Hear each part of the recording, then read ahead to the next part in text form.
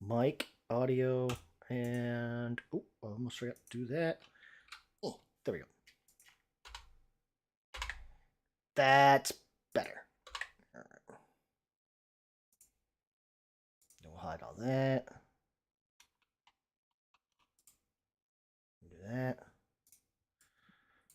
Okay. All right. Picking up from last time. Let me grab my notes here because I kind of co-opted the general party info, and I've got a separate page in there just for me. So picking up from last time, you guys got the deed for Colic Manor. Uh,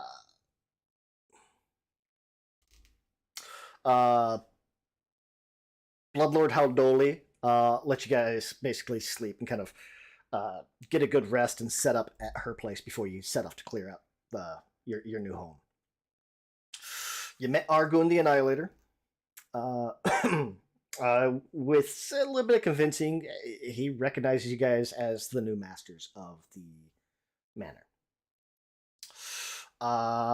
You worked on clearing the upstairs, got that all done.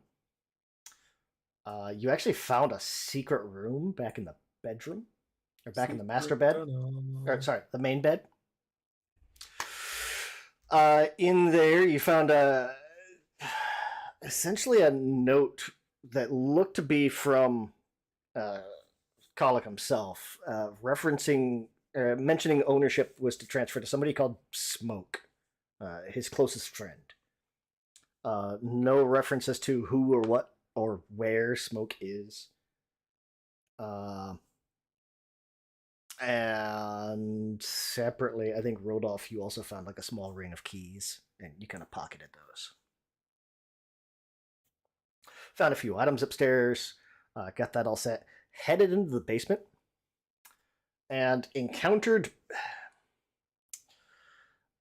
It looked kind of. It was skeleton in general shape, but it was kind of like the uncanny valley of humanoid, and it had some type of like insectile thing inside of it. And you guys dealt with a couple of those, cleared out some rats, and decided, you know what, let's go back upstairs and just we'll deal with this tomorrow.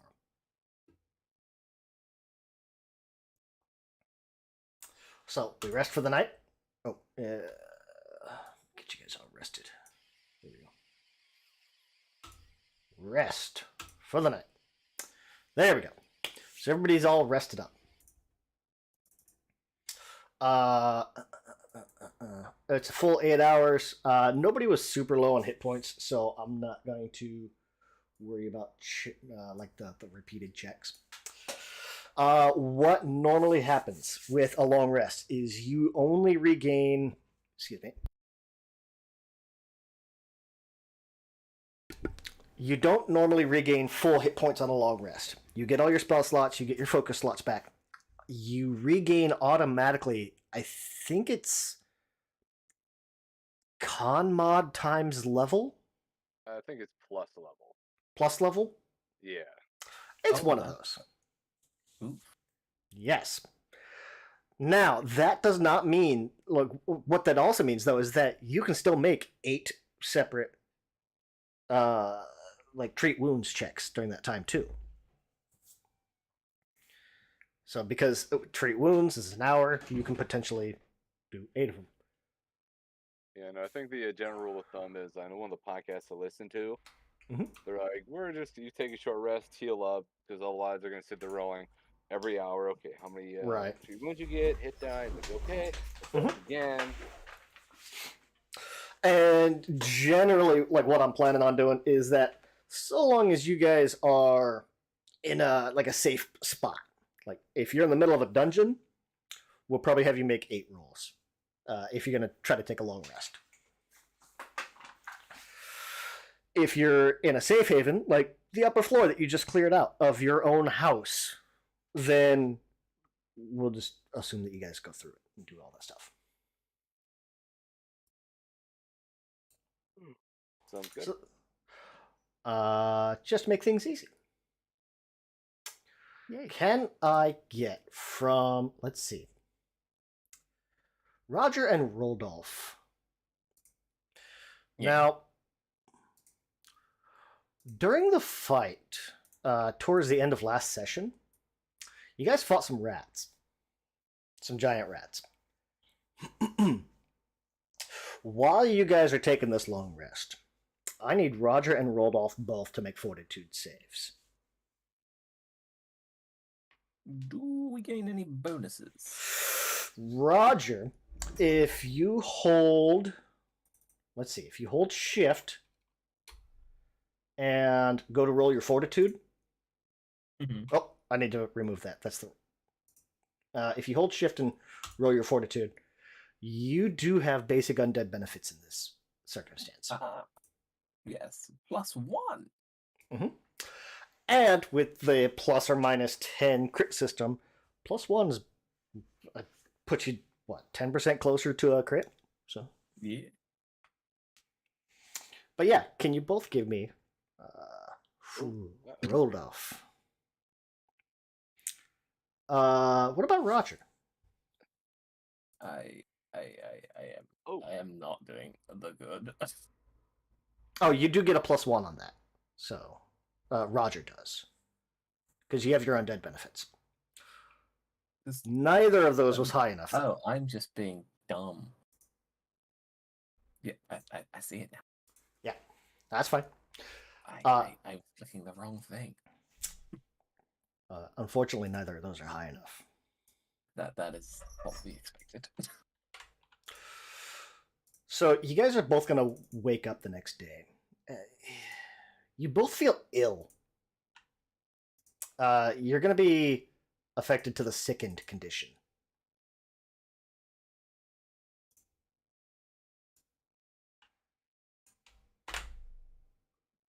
So, what that do? Give me a second.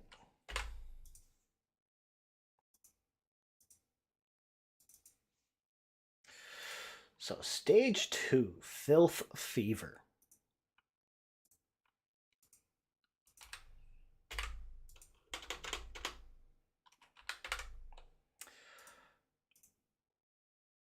I'll just expose that for you. You might not necessarily realize what it is, but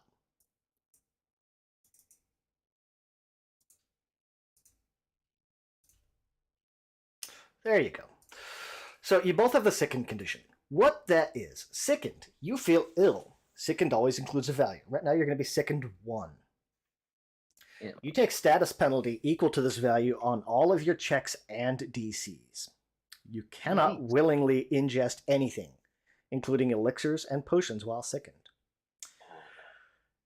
You can spend a single action retching in an attempt to recover, which lets you immediately attempt a fortitude save against the DC of the effect that made you sick. If you succeed, you reduce the value by 1. This is from a it's from a disease that you guys contracted. So how do you cure diseases? Well, doing it naturally, you have to. Here's the fun part. With most diseases in Pathfinder, depending on the duration of the thing, this is going to be for the next 24 hours, you guys are going to be sickened. And then you'll make another save. If you succeed that save, you go down 1 step. If you fail that save, you go up 1 step. So on your effects tabs for both of you, there's filth fever in there. Now, every day I'm going to go in and basically I'll like activate each stage that you're at. But what you have to do is succeed on 2 separate fortitude checks or fortitude saves over the next basically 2 days in order to reduce it. It'll be like the next day and then like another 4 or D4 hours after that. You'll be able to succeed on another one. If you crit succeed, you go down 2 stages. If you crit fail, you go up 2 stages. Sickened 1, like I said, gives you basically a -1 to all of your checks and DCs. Slowed, you lose an action every turn. Unconscious is unconscious, and stage 5, you're dead. The DC is fairly low. It's a 14 fortitude save. So it's just below level appropriate. Roger, you get a +1 to that. Okay. Because undead benefits, this is a disease. Meta-wise, you guys do have I believe, someone has, I think, like an antitoxin or an anti-disease, something like that. Anti-plague, that's what it is. Tabitha has it. I was going to say, I have something. You have an anti-plague. What that'll do is give whoever drinks it a +2 to their save. Oh, so that doesn't... It doesn't automatically cure it. Yeah, I wanted to say clear it. But it does give a +2. Have the you can't willingly ingest anything thing? That's a tricky thing too. So yeah. Unfortunately, you would have to ingest the anti-plague because it is a consumable. Oh. Now that does not prevent like magic from giving you guys a bonus. So if you end up with like guidance, does guidance do it? Does guidance work on saves or is it just checks? Saving throw, yes. Yeah. Mm-hmm. Okay. So you the could use does say you guidance. can't willingly ingest anything. True. Like, can I force them to? I suppose, yeah, Tabitha, you could force feed them or force feed one of them the anti-plague. The anti-plague. Yeah. Because the other option is 8 hours worth of treat disease to maybe get a +2, critical sex +4, but failure you get a -2. Now, mechanically, what you guys can do is attempt a fortitude save just to basically retch and forcibly throw up. It'll get rid of the sickened condition until the next time you have to make a check, which is going to be the next 24 hours. Oh, so that doesn't actually cure the underlying disease. Correct. Okay. It doesn't solve the underlying problem. It just treats a symptom at the moment. Yeah, but they could puke and then they could willingly ingest the antitoxin for the next save. Oh, that's true. Yeah. They could willingly do essentially a boot and rally, you know? But that's going to be both Roger and Rodolph. So imagine, like, as everybody's kind of waking up, you guys kind of coming out. Roger and Rodolph are both going to feel like that sickened condition. I almost imagine, like, with a filth fever, it feels like the stomach queasies, like from a hangover. Or like when you get like a really strong hangover, you might not necessarily have the headache, but it's very much like a, oh god, oh yeah, the dancing stomach. Yes. Roger will step out of his room and just go, I. This is ironic as hell, but I feel like death. What's going on? How can you feel nauseous if you don't have a stomach? I have one. It's just not mine. Oh god, you even stuff the insides. Oh, looks like your stomach doesn't agree with you. Yeah, just pulls it out from Womp, like a womp. cage. Yeah, no, this one still looks healthy though, so I don't know. Healthy, loose term. It's still in good condition. I don't know how I'm feeling this. What? I don't know. Is there any external signs that the rest of us would see of them? Like, are they a weird color? Are they like sweating? Are they? I will say not if Rodolph can help it. He's going to try and hide this condition until he can shake it or until he realizes that this is untenable. Yeah. Well, there you go. Yeah, I'll leave that up to you guys how you want to play it, but like mechanically, you guys both feel like complete butt. Yeah, I mean, if somebody ask for help, I will absolutely give them guidance on their save, but you're gonna have to tell me you need it. Yeah, Roger wants. Roger wants. Roger is very much saying he feels not good. Yeah, Rodolph is going to head outside, like behind the manor, and try to bring all the badness up. Mm-hmm. Roger, sorry, Rodolph, you said you were doing that. Can you give me a fortitude save? Absolutely. Looking for a 14. I can do this. Rodolph, you can do this. Fucking do it. Yeah, that is a 15. Woohoo! Oh. So for the next 24 hours, Rodolph feels better. Now, can we do like a medicine check on Roger since like he does feel off to figure out like have any idea what might be happening? He Sure. feels confused. Yeah, let's see. I think it's medicine. So I would imagine. Yeah. I imagine that's probably medicine. Yeah. Yeah. Oh, I like it. It even gives you the status penalty. Killian, so he's like, okay, someone was like, as you're kind of checking out Roger, you're gonna see probably, I imagine, like little nicks on the on his skeleton or on his bones, stuff like that, from like little rat bites, or when you guys were fighting those giant rats.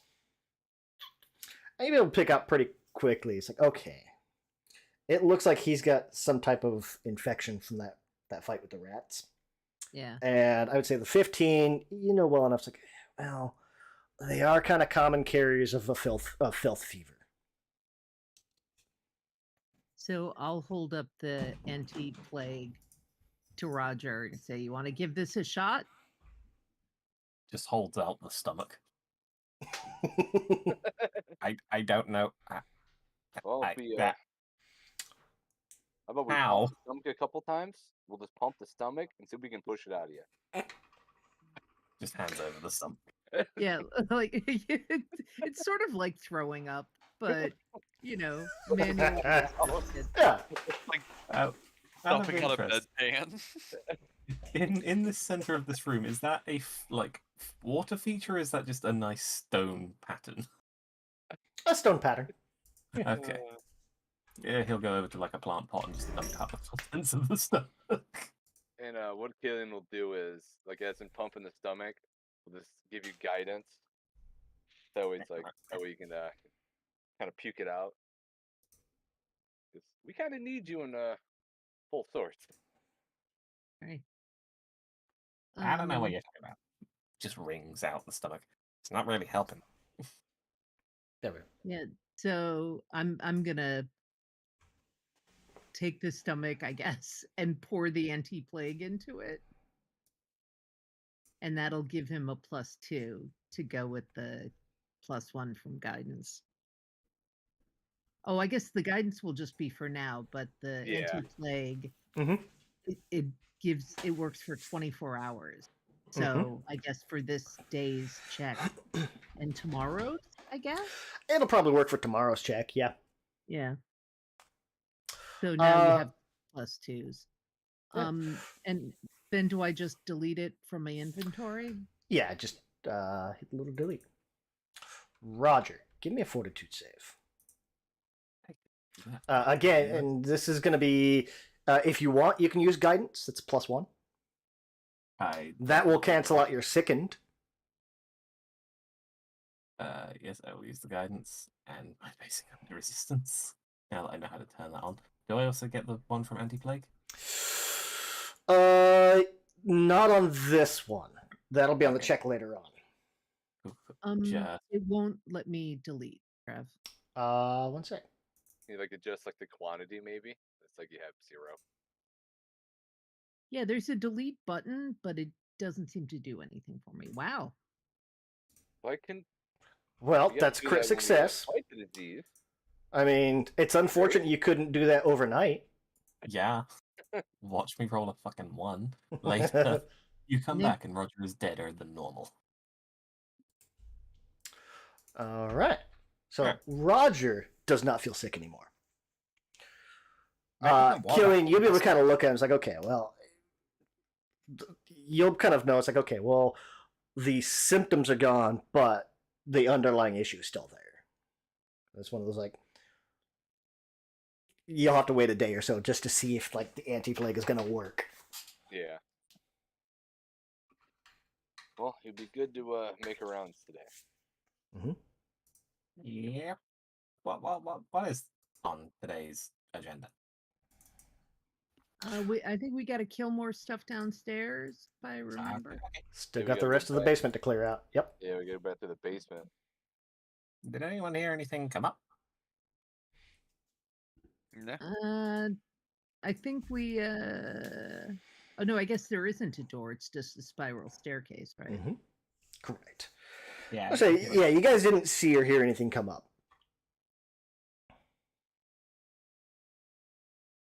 Okay. Yeah, we should think of building a more secure, barrier between floors. But I mean, once that's they're all for dead, another they day. should be fine. More dead than me, kind of thing. Oh, yeah. They'll be fine. And has the what's his name? Handyman. Handyman?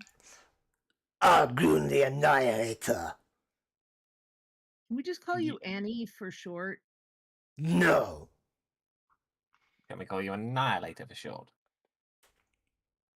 I will accept Mr. Annihilator. Voice. It's like it's tough to take it seriously with that voice. I know. No, it's more in my head. Although I know it's you, I'm just picturing. Is it Mike Tyson doing his impression of Arnold Schwarzenegger? That's what I'm picturing. It's not the Annihilator. Just. I'm a horrible person. Get on the topper.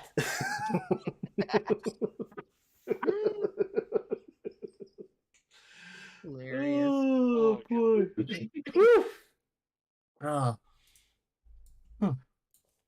So we're heading back downstairs then? Yeah. Downward. Is Rodolphe back? He just sort of snuck out and snuck back. Yeah. Yeah. Where's the small guy? Oh, there, yeah. Rodolph, while you're out there, give me a perception check while you're outside. Sure.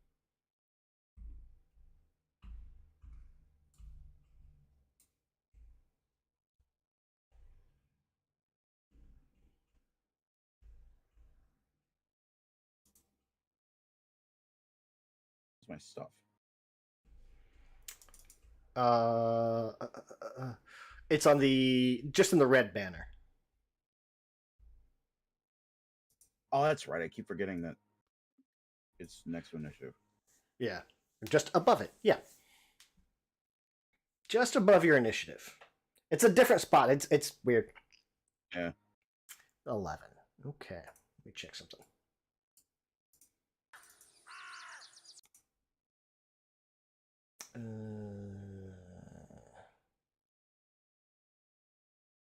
Okay. Imagine, like, Rodolph, as you're getting outside, like, I almost imagine, like, there's kind of like a reflecting pool out there. So, like, you'll probably spot, like, a couple of gravestones that have been knocked over or, like, long since broken. So, say, there we go. So, like, those gravestones. And you'll see, like, with an 11, you'll probably pick up, like, there's some old tracks and stuff like that. But, fairly sizable tracks, but you won't notice, like, anything overly recent. So, I'd say the oldest tracks look like they're, or the most newest tracks that you'll find are probably 4 or 5 days old. Okay. But, yeah. And how big is big? Like, are we talking large creature or? These footprints, like, they're probably, I would say, like a size 12 or a 13. Okay. Not large category, but fairly big. Dude. It'd be big enough to be a decent basketball player. Okay.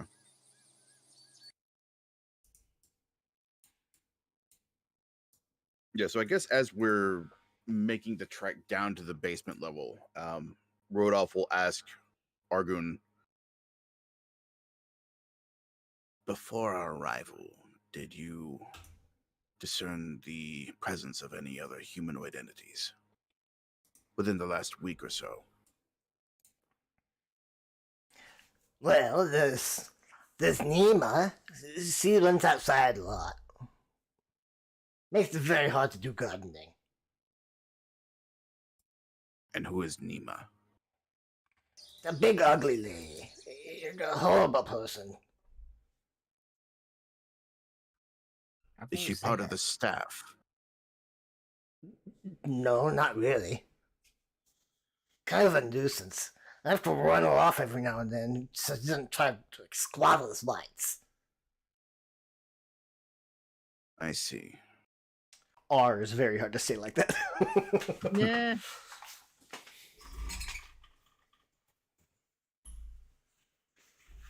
But to your knowledge, she is not on the premises at this time. And you'll see he kind of like spins around, like in place. No, see, well, no.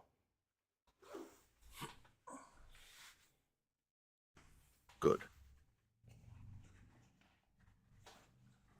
And it's difficult to tell from his expression whether he actually accepts that answer at face value, but he doesn't say anything after that. Okay. All right. So, heading back downstairs. Mm-hmm. Yep. All right.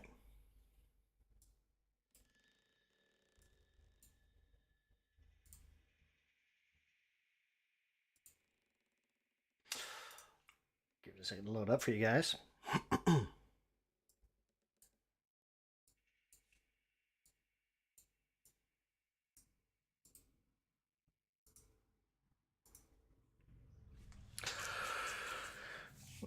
What's the plan?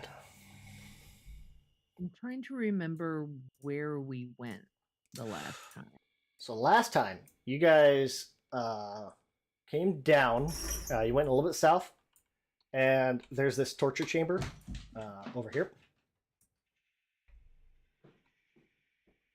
And that's about as far as you guys made it, because you guys made it basically right in there. The skeleton things attacked you guys, and you saw rats kind of poke their heads out. And you dealt with them.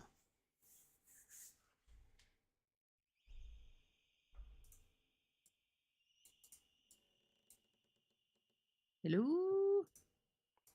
So we got... Did we get all the way in here, or no? Mm-hmm. Yes, you did clear up that last room. That torture chamber up there. Ah, okay. So... Okay, so yeah. Oh, that's right. I remember this place. So... Mm-hmm. That's the room where there's the giant painting of this warlord with that is the Annihilator. Yeah. Mr. That the is Argun the Annihilator's body when he was Body? alive. Unfortunately, the Argun the Annihilator that you know of now is like inside. It's the hand inside the coat. It's very much like a Napoleon stance, like hand inside the jacket. Okay, so... Just started opening doors. Yeah, I guess onward. Sure. Caitlin will peek through the first door here. So, Killian, you go up to that first door, and it's this kind of a smaller door. It's like it's not like a full-size proper door. It's a little smaller, but it seems to be locked.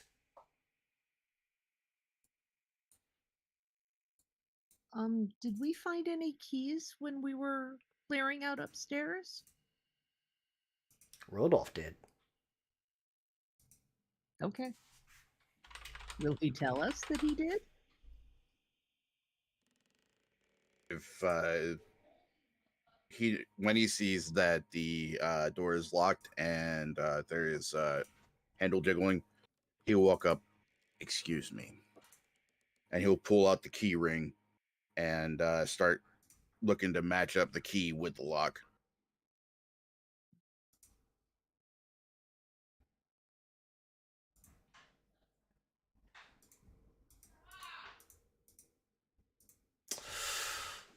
So, Rodolph, I mean, there's only 4 keys in the ring, so it won't take you super long. But, Okay. I mean, all these, they're these little small iron keys. And yeah, they'll unlock that door. Looking in here, the far wall, this is very clear like some kind of cell. The far wall of the cell is made of skulls. The other walls look to be like tightly woven ribs, and the floor is just bare stone. There's an iron rung bolted to the floor in the center of this chamber. And the dogs are getting sent downstairs because I guess they got in trouble. But yeah, this is very clearly like some type of cell, and actually like made out of bones. The side walls are ribs. The back walls are made of just a wall of tightly interwoven skulls. Anyone we recognize? Brother? Oh, wait, no. If you want to give me a perception, like you can go in and kind of like make a search check. You can give me a perception check there. Actually, but they're right in chat. You can just a little what you call it? Cool. And it should roll. I think it rolls a secret check for you. Or I guess it does. Hey. So it tells me the rolls. Okay. Question marks. So Tabitha and Mr. Bones both kind of, as you kind of like, there's that, like, I imagine like Rudolph kind of opens the door. It's just, it's a cell. Okay. Walks back out. Tabitha and Mr. Bones, you guys are both going to notice that west wall, several of the skulls have peepholes. Like, you can kind of like look up to it. Like, there's no light coming through it, but it's one of those like, you can kind of look through it and it peeks through like the back of this skull, and you see essentially another wall of bones and skulls behind it. But there looks to be like a path or a hallway or something behind there. Yeah, I think there's a, I don't know, a guard's hallway? Something behind this. So I don't know where it starts though. Does it look like it could have come from where this torture room is? Or I can't tell.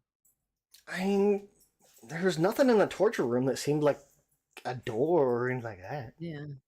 Okay, well, I guess we'll keep going south and maybe we can figure out how to get there from here.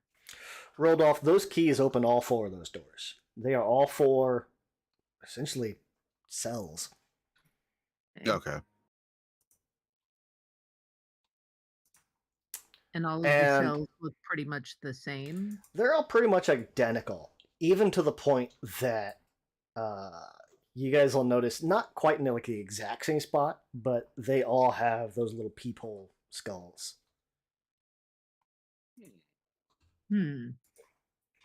Yeah, so I'm presuming it was for people to look in, not for the prisoners to look out.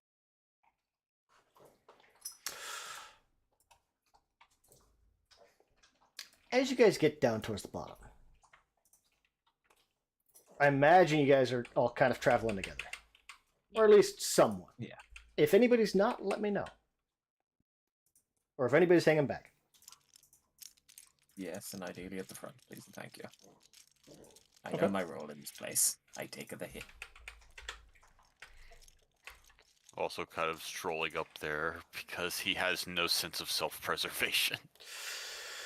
Is that what I think is in the center of this room? Well, give me a second here, because a couple of things are going to happen. As you guys are starting to walk down this hallway, before you guys hear that sound effect. That's a big pit of intestines. The long hallway there contains this 5-foot wide, 30-foot long trough of just writhing viscera. The east and west wings of the room are heaped with just these piles of countless bones. The bone pile to the west, to the left here, is actually riddled with like tunnels and holes that you can kind of see. As you guys kind of head down there. I'm Let's sensing see. a decorative theme. I am loving the aesthetic. Like, Can you guys? hey Roger, spell parts. Hang on, I'm gonna roll something for Roger. Can you guys give me initiative checks, please? Okay. I was gonna try to loot those bones for spare like fingers and shit in case I need one. I'm still going to roll the thing for my benefit though. This is a different thing. Okay, we're good. It'd be fitting if I was there. I was about to reach for it. Sure. Okay. Like, this is gonna be stupid. Oh yeah, Grandma? perception. So that actually works out really well for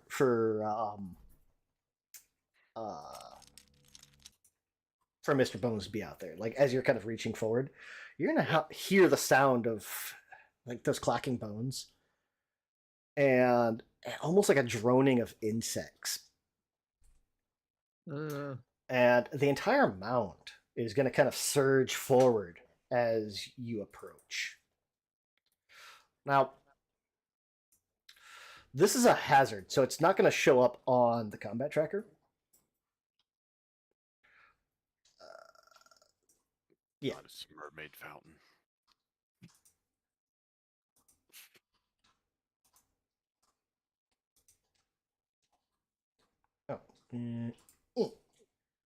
Oh, there it is. Okay. Yeah, it will. I lied.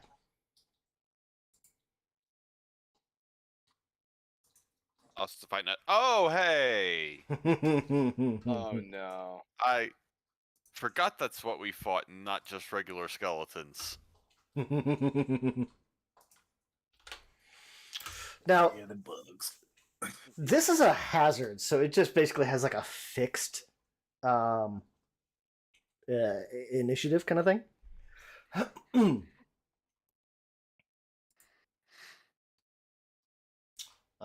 gotta do this because I said that wrong. There we go. That's the right one. Okay. Oh, Fight. Movement change to combat turn. Oh, okay. I see what it's talking about. So, this ostrich nest. It's a nest of bones that kind of resembles like an anthill. It's got countless of these little minuscule scavenger vermin with just like vicious little acid dripping mandibles. Think of them like what are those like South American ant colonies where like or is it African ants, something like that, where like the ants are like 2 inches long. They're just ridiculous. Like Bullet fire ants. something. Yeah. I think like southern Georgia fire ants, but these things are as big as your thumb. I think Yikes. bullet ants are about that big. Sure. It's as Mr. Bones kind of comes in. It's from this whole west wall. Like I've got the token on there, but it's basically this entire western wall. So I'll just like put it here. Oh, yep.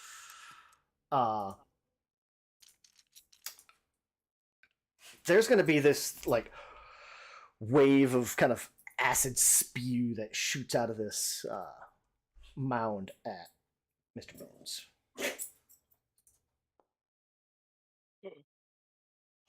Oh boy, that's a critical hit. Wow.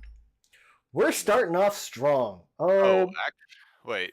Boy. Actually, if that's a crit, What's your I'm AC? going to these pile of bones is going to hit the skeleton in front of you, who is going to basically collapse into the pile of bones and kind of get mixed up a bit in it, because I'm going to use my feet. I've been waiting to get crit. Oh, that's right. You've got collapse like once every 10 minutes or something. Once a day, when I get crit, I can collapse into a pile of bones and turn it into a regular hit. So you just see like my chest gets knocked out as my arms and legs flop into the bones hitting me, skull rolls back a bit, and I just shatter. Whoa, where did he go? Unfortunate. Roger just catches like a flailing arm as it goes by. Just nope. Well, it's still going to deal 14 acid damage. No, that's a lot. That is most of my HP. So it's a good thing that you turned that crit into a regular, because, oh boy, that would have sucked. Yeah, this looks like a Lego game death. Now, here I'm not sure, because it usually runs like a 3-action economy. But this is an environmental hazard. I don't know if hazards have the same 3-action economy. I don't think they do. I feel like they shouldn't. Is it kind of like a layer effect kind of thing? Yeah, because I know the mermaid fountain in the beginner box is a hazard, and the way it is, it's like you roll a d6, and on each turn, it's like either it sprays from each corner, or it does a certain AoE, or it does like this kind of single attack. It's like basically it just like decides the thing it does. So that one didn't seem like it ran on 3-action, but I don't know if it's like a specific thing. But that's the only hazard I've seen.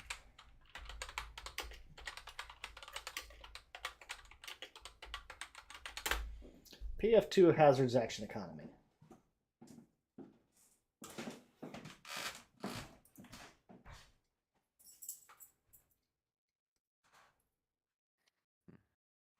Because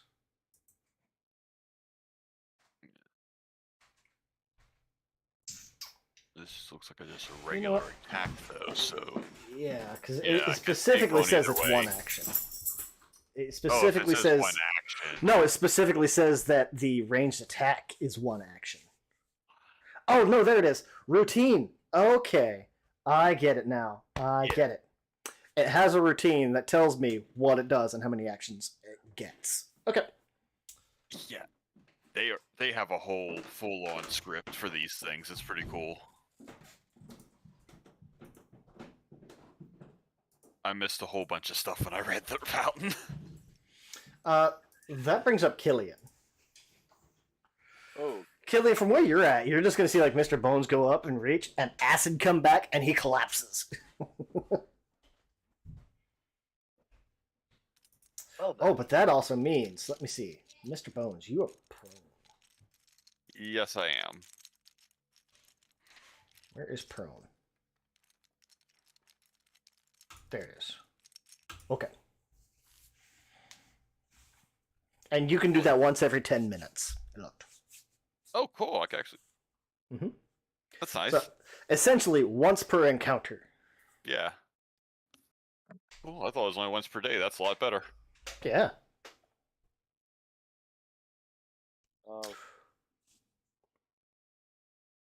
Let's get some things going. So let's. Okay, lingering composition. Get to my. Oh, there it goes. 14. So I imagine that is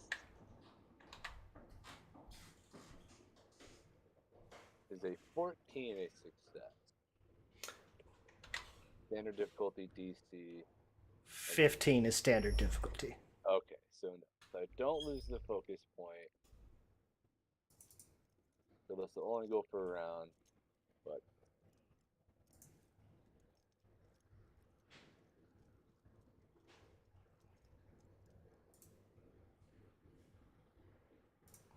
And that's going to be right on you. go. Okay, so I don't have to worry about moving. Yeah. Targets.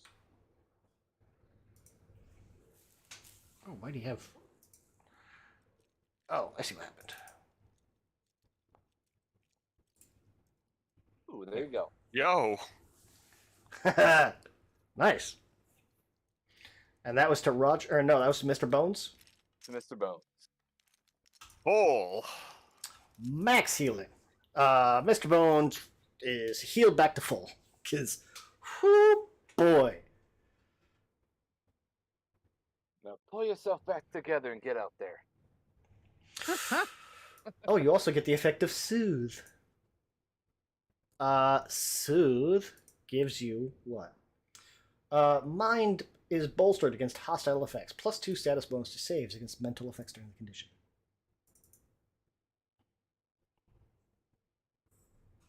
For the duration, which is what? 1 minute?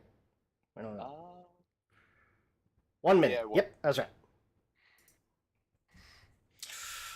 And I think that's everything you can do. That right? is everything. That brings up Roger. Uh-huh. There's a bones crumble. Yeah. And then get back up. H? Right. H. What's H mean? 13. He could just drop his arm, he'll be fine. Right. Roger just like gently places it down, just like, I guess you're gonna need this. I hope you're gonna need this. And I know the token is there, but is like the entire section of the map the monster? Yes. Well, the token's on there just so you got something to target. Cool. But basically that whole western wall. That's it. I'm gonna shimmy forward. Mm-hmm. And well, I guess I start swinging because I don't think there's much else I can do against it. It's just, yeah. Oh, it does have an initiative. Oh.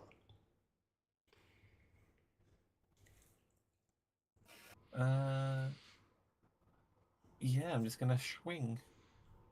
Okay. Go ahead and make your attack. Swing. A 28 will hit, and it's a critical hit. Nice. Yeah. 30 damage. So you can go ahead and click on that critical. Oh shit! Wow. God. Oh, yep. D10 times 2 and then a D8 on the Oh, D10 on the top. deadly. Yeah. Man, I love that scythe. Roger isn't so much cleaving it, he's just sort of taking the scythe and just sweeping the bones into the corner. Just, no, get back. The nest takes 22 damage. That's fair. Okay. Ow. Get So, back. first off, it's immune to critical hits. What is it? Aw. Critical hits against it are considered regular. Ooh. That's an immunity in Pathfinder. Ooh, the thumb. Still a lot of damage, so it's okay. Oh yeah, it was still 22 damage. That's a lot. Okay, so they have a mechanic specifically so fighters and gunslingers don't auto-delete everything ever.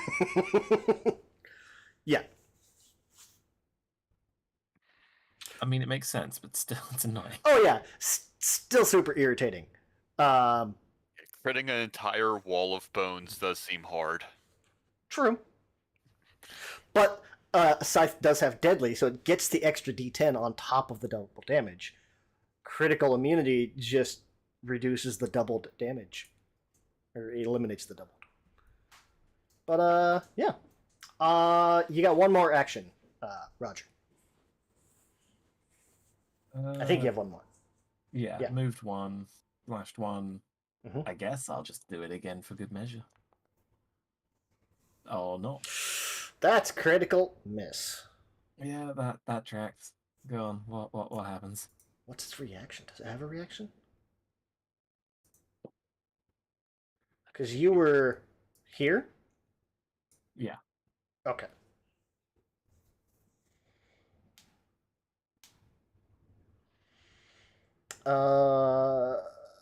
Nothing. Oh, sweet.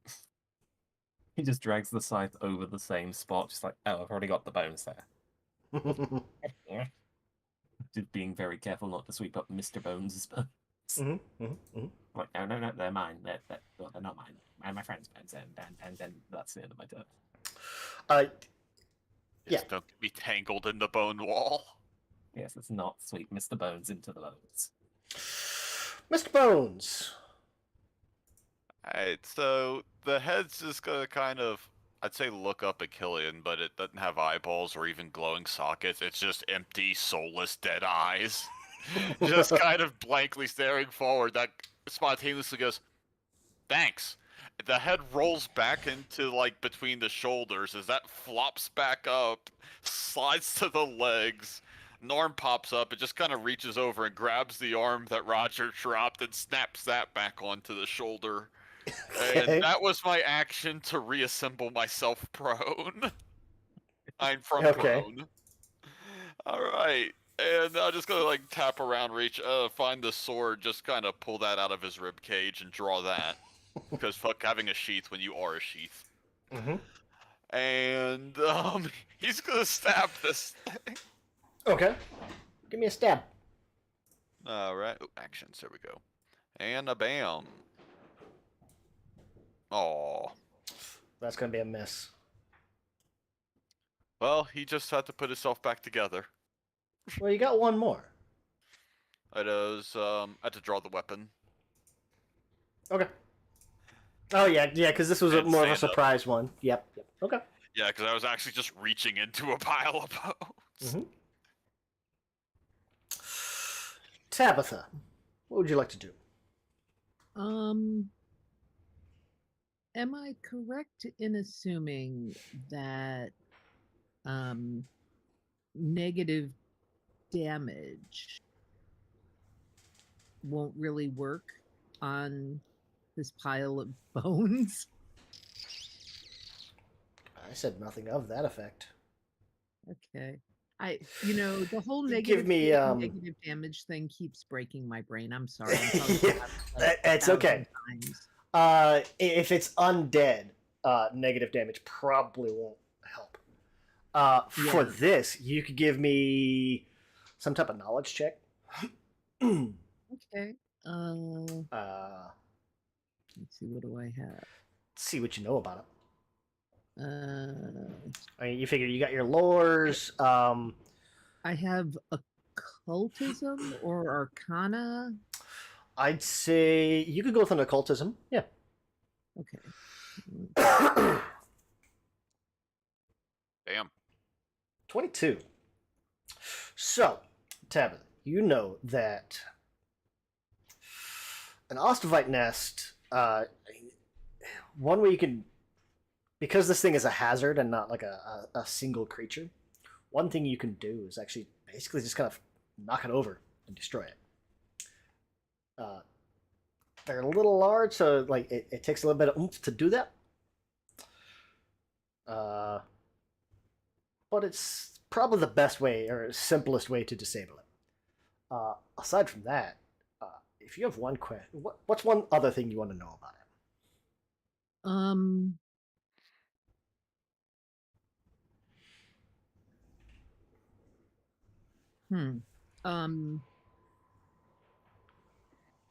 Does it have any? That sort of answers what its weakness is a little bit, but well, this is there anything it's weak to? I'll put it.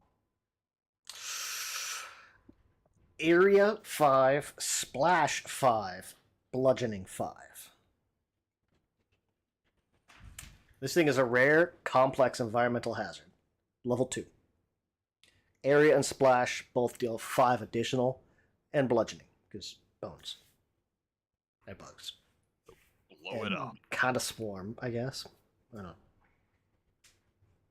Hmm. It's got weaknesses very similar to a swarm.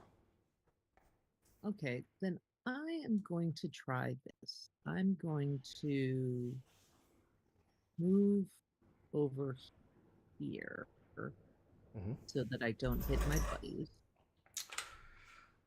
As you do. Oh, what does the thing do? It has a reaction called Skittering Surge. The creature comes within 15 feet of the nest. I've got a little area, so I know. Okay. A mass of skittering Ostrovite hatchlings crawls all over the nest, spewing acid in all directions. I'm sorry. Each creature within 30 feet of the nest Jeez.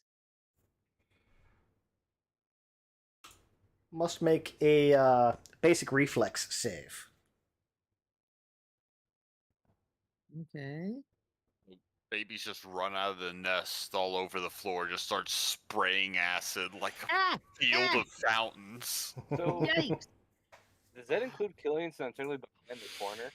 I'm gonna say yes because this thing is such a like I've got the token on there for targeting, but otherwise it covers like all of this area.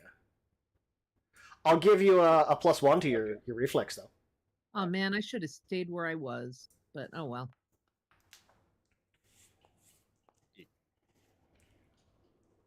So that'd be a 24 then. Okay.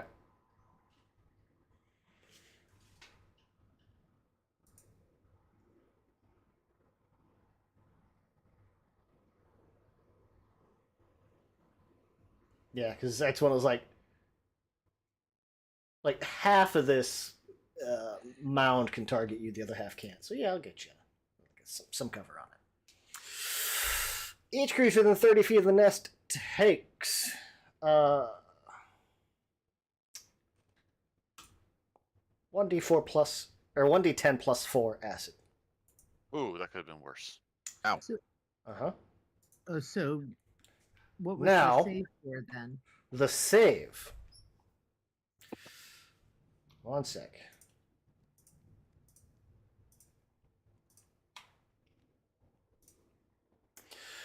A creature who fails the save also takes persistent acid damage. Yikes. Thankfully, let me see. Well, thankfully. I say thankfully. Rodolph and Mr. Bones are going to take 1 persistent acid damage. Oof. And No, is that at the end of their turns for persistent damage? Or do they take it right away? I think it's at the end. And the Ostrovite then rerolls initiative.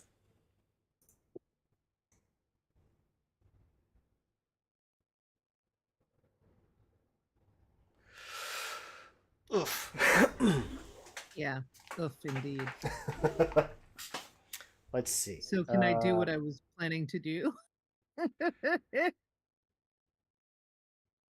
So I get. Wait, let me think.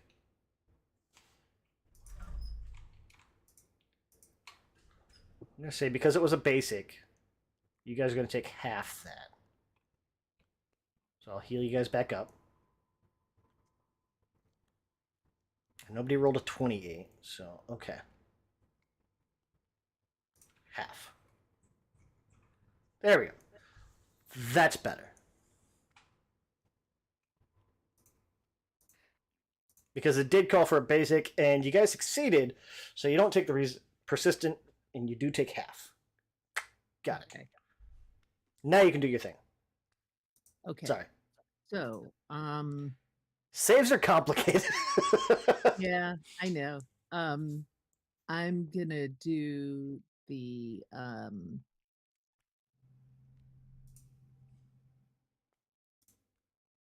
haunting hymn, and I'll Okay. cast it, in a cone that avoids my allies. So it has to do a DC 16 fortitude save.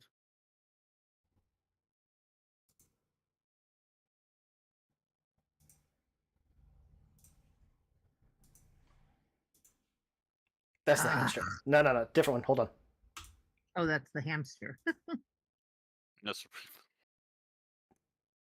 A16. damn, 11. Jesus. That makes sense. It is Willowbone. Still. The hamster was in the Okay. area, so. Dude, I should have done the other thing I was planning on doing. Oh well. That's my turn. So Hamtaro took 2 damage as well. What the fuck? You've got him with you. But he succeeded. So he only Unbelievable. took Just half. a little hamster. Exactly. Oh. I keep forgetting escape clears like everything. Moved. Did haunting, and haunting was 2, so okay. So that's it. That's Well, let me see. It still takes half damage. Yeah. okay. Yeah, because regular save is half damage.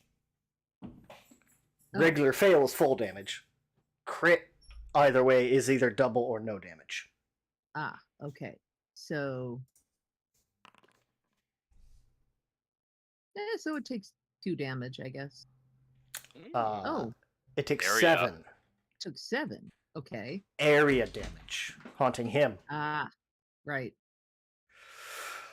Because that was a cone, if I remember right. Yeah? Yep. Yep.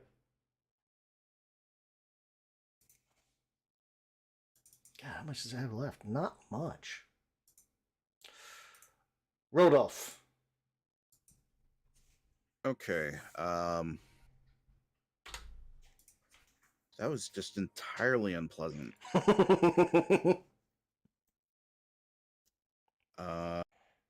Let me see here.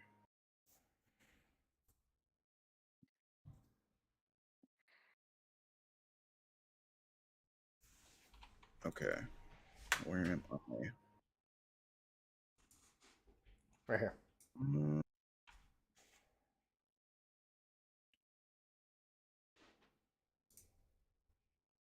Okay, That's where you are. I think. Yeah, I've kind of left the latter half of that unspoken in relation to everybody else. Oh, yeah.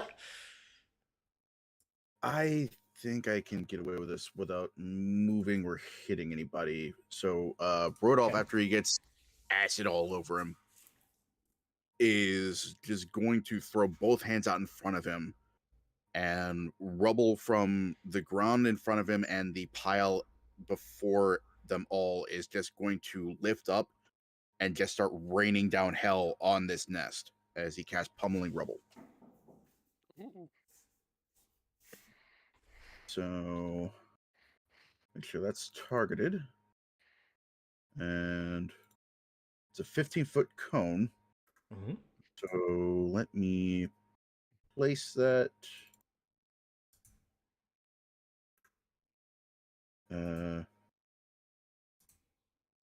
I do not know how to turn it. It is shift, I think. Let me see. Oh, yep, that's what it is. Yeah, hold shift and then mouse wheel.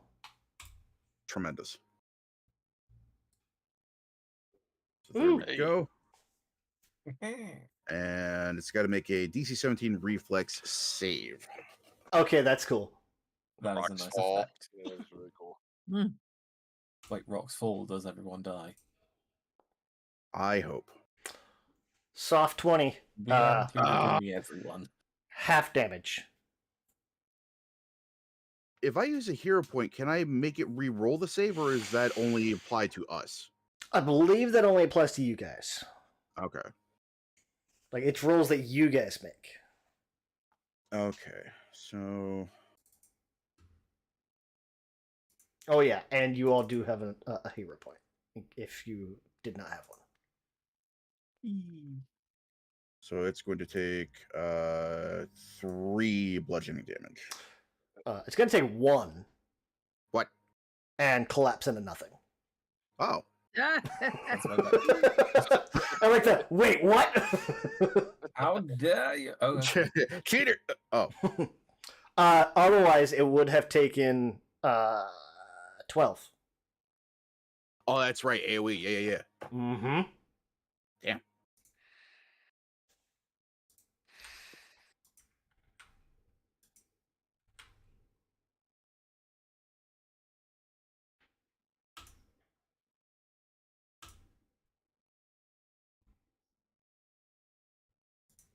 I don't know what that would do. Sure, auto assign. Okay, Hey, cool. It's that Bam. thing it does. Right. Oh, I need to. that. Just like that. No, not targeting mode. Damn it. Okay, there we go. Alright. Yeah, otherwise, you guys are good.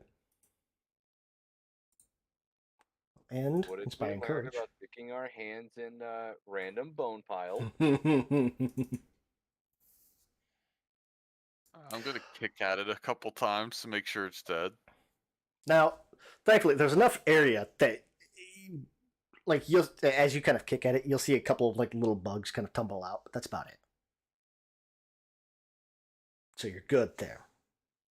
Looking around, like only this western pile seemed to have like the bugs kind of crawling in through it. So you're also good there.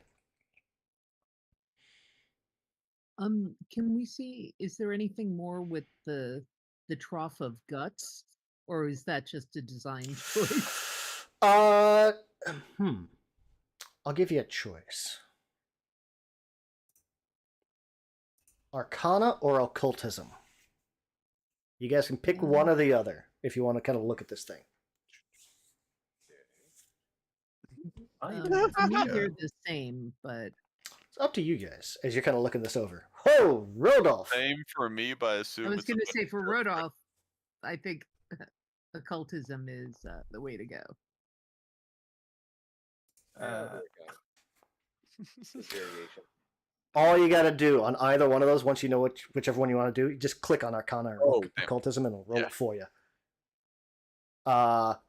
Rodolph, Killian, Tabitha, you guys are all going to kind of realize what this is. Essentially, this pool functions kind of like a crystal ball. Rodolph, you're gonna like you know enough about this stuff. Like you may have seen things like this before. The way this thing's writhing, it's currently active. All it needs is to be told what to look at, essentially. Like it has been activated. There's a command, or like you're not quite sure what the command word is to be able to like turn it on and off, but you could try to give it like a command and see what would happen. Essentially, what this thing is it's going to act like a crystal ball.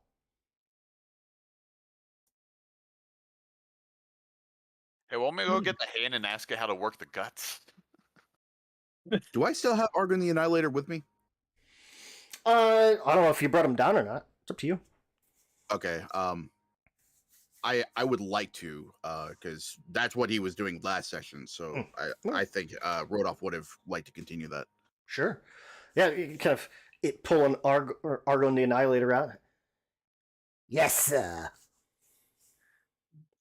Is there a command word associated with this scrying pool? And you'll see Argon the Annihilator kind of look. I don't know. He doesn't have eyes, so I don't know how that would work. But he's gonna kind of look towards the pool. Oh, it's already turned on. And he'll kind of hop down and go over to the edge of it. Garden, there's your garden. I kind of look. There's your garden. It doesn't understand me. Graveyard garden? And Roger, as you say that, you're going to see these the blood and viscera is going to kind of smooth out, and it's going to be it's a little weird. Like if you've ever been in the bottom of a pool looking up through the water surface, you get that same kind of effect. As you're looking down into this, it feels like you're looking up through a pool with a red tinge, and it looks like the outside of the manor. And if you guys kind of move around, like Rodolph, you were just out there. This looks like the garden outside.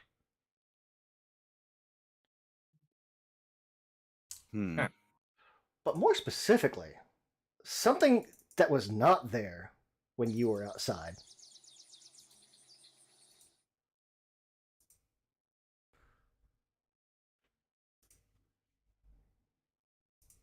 This thing.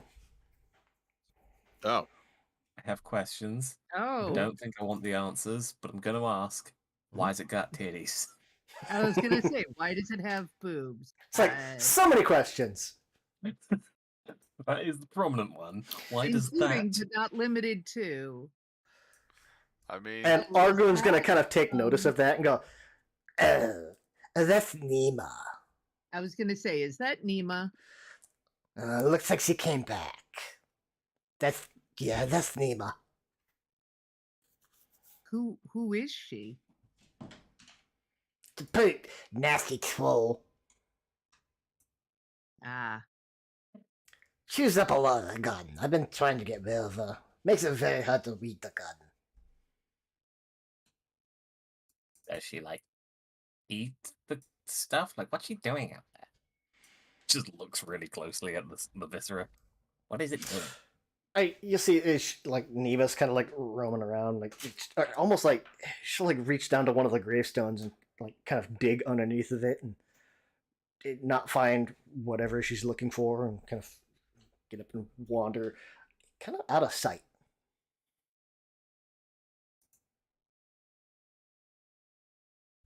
Do you have any idea what she could be looking for, Mr. Annihilator?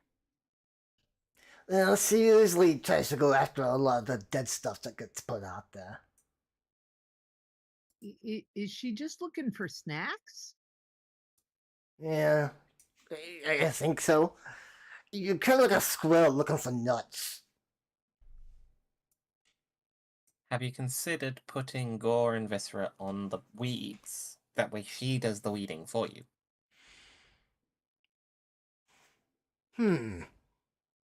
It's not a bad idea, but then we gotta get a lot of viscera. There's a lot of weeds out there. I mean, there's a load of rats now upstairs that are dead, and I don't think I'm going to use them for any of this, so... That's true. And you'll see, like, as he kind of, like... I'm trying to imagine what, like, the thing version of, like, stroking his chin would be.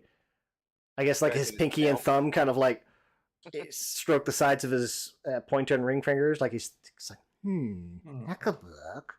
Our own personal composter. Yeah. Like, I'm going to ask, because, you know, I don't want to assume. Is this one able to communicate with us? Like, could we talk to them? Well, she's never talked to me, so I don't know. You look like viscera, though. Well, I'm a hand. Detached. Still a hand. Yes, but what I'm saying is, if I've gone and killed something, hypothetically with this scythe, there tends to be bits all over the place, and I don't consider them to be a sentient speaking person after that point. So if you kind of look like just a bit of a body part, so to her, probably a snack.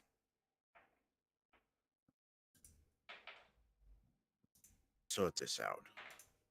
Yeah, I'm just thinking if we can talk to this one, like he says, that would be a really convenient gardener. Again, you guys could attempt a knowledge check. I would like to attempt a knowledge check. I'm gonna say, let's see here. What do we got? I'm leaning more towards a religion or occultism, but if you think you have a specific lore, you could make a pitch for it. Alright, since I don't think it'd be zombie. So undead troll trying to eat everything, would deity of gluttony have any effect? Basically, that is my only intelligent thing. So, very rarely going to come into play, but just gonna check every once in a while. I don't think it would in this case. I feel like that's more like if you're dealing with a cult with that deity kind of thing. Yeah. Or a specific worshiper. This looks to be some kind of troll, but not necessarily worshiper. Yeah. It is being gluttonous, it is just not worshipping the deity of gluttony. Gotcha. Can I just try nature? Sure. Cool.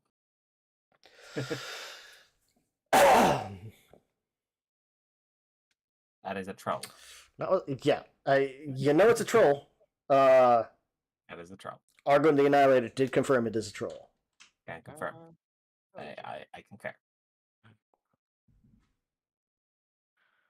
17 for an occultism. So, Killian, you know this thing is... Oh, let me see. I want to say this thing is a tombstone troll, I think is what it's called. Yes, it's called a tombstone troll.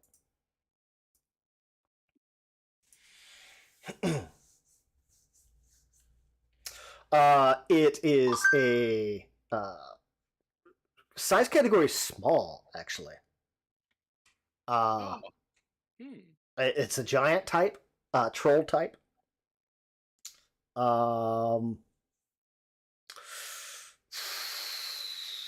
Let's see. What else about these things?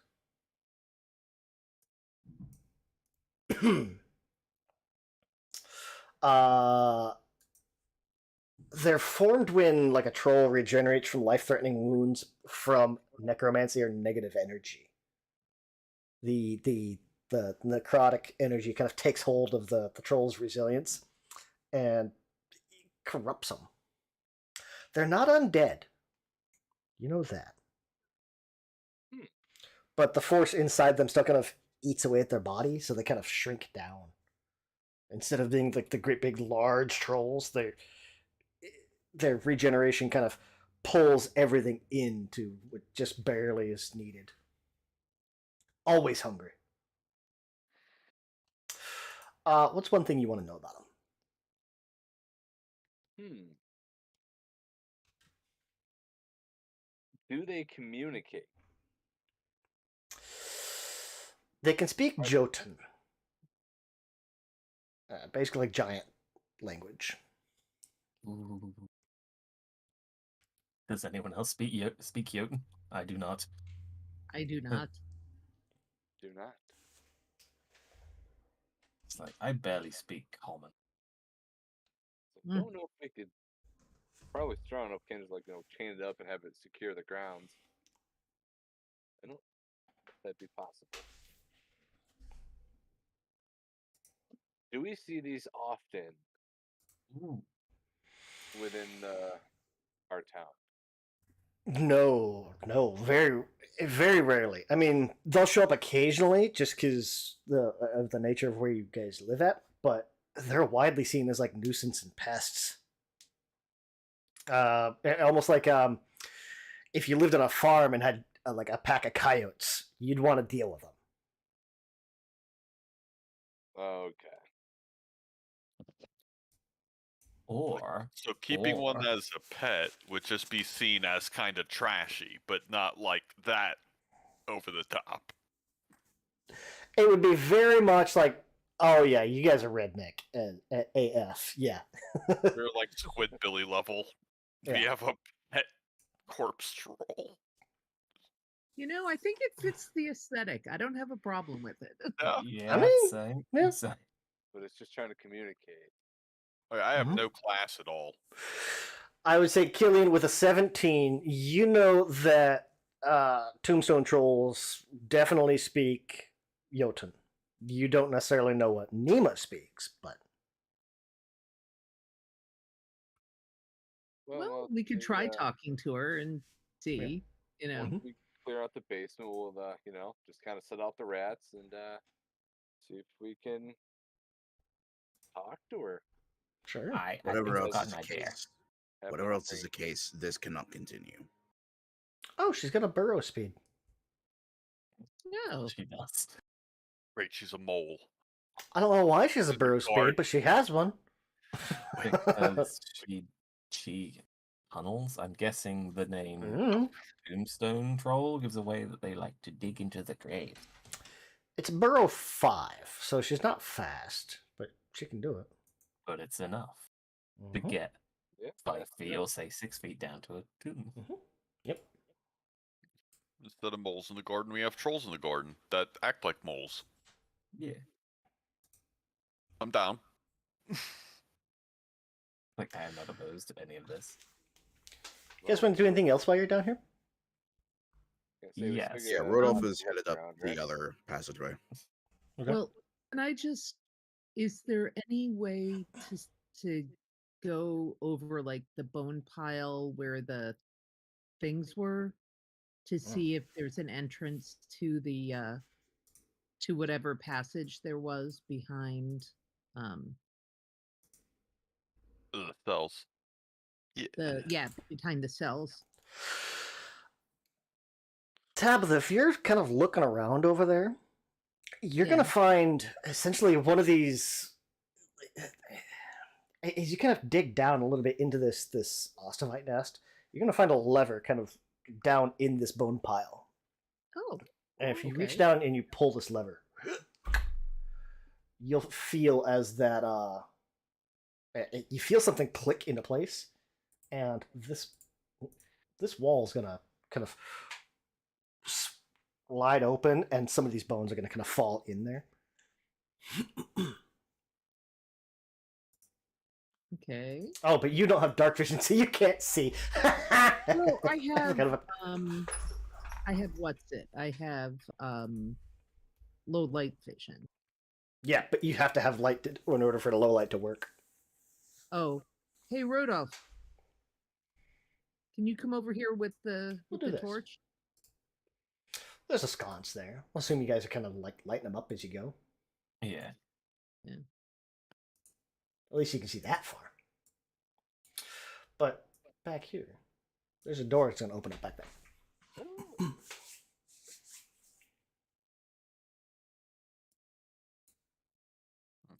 Oh, very keen eye. Rolled off over in that hallway, you're going to see just, it looks like more like two double doors further down there. Along that east wall. Okay.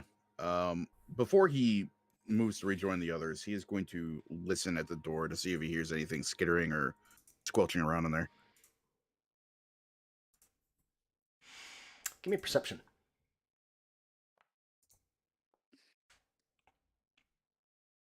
You don't hear anything. It feels like it's a pretty solid door, or like a decent thickness. So you kind of like knock on it. It's got that thick, heavy wood sound. It's like you can't necessarily hear anything through it. I suppose there's enough room for my familiar to squeeze under the door, is there? No, this looks like a pretty, like, it's set pretty well. Okay. All right, I will leave that for later then and move off towards the big grindy noise that I heard. It does not seem to be locked, though. Okay, good to know.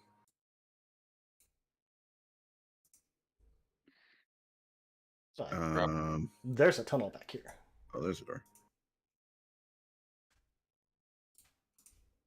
Whee! This area is just called Secret Passage. The walls and ceiling in this passage are made of like intertwining skulls and bones. There's thousands of like worn down human teeth that kind of stud the floor. That's what that sparkle is. Mm-hmm. And as you guys walk, like you can see little beams of light coming across from like the east wall. And if you go up to them, it's those peepholes in the cells. Ew. So you can see through into those cells in here. But it goes all the way up, and there's a door at that north end. No. Okay. Oh, I can close that. There you go. Roger is specifically waiting back in the original room.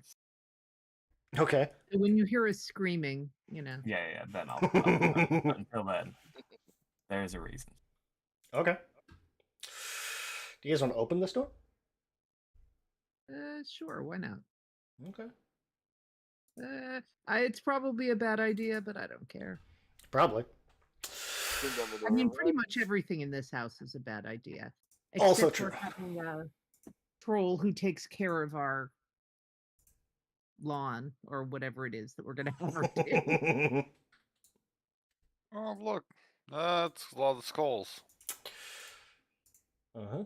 So as you guys come in here, so when like Rodolph, you get up there with the torch. So there's skulls and other bones kind of comprise every inch of the walls and ceiling in this room.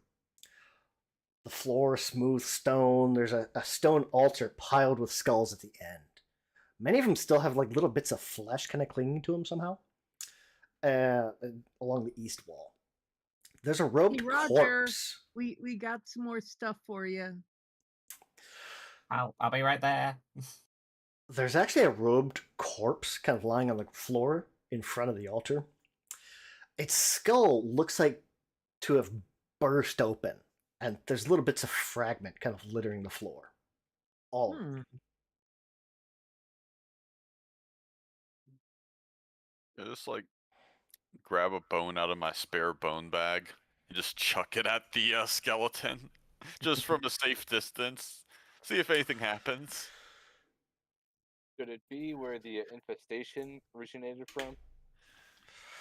It doesn't look like it, but as you guys kind of enter the room, that pile of skulls on top of that altar are going to start to kind of shift a little bit, and kind of popping up out of it is this thing. Wait a second here.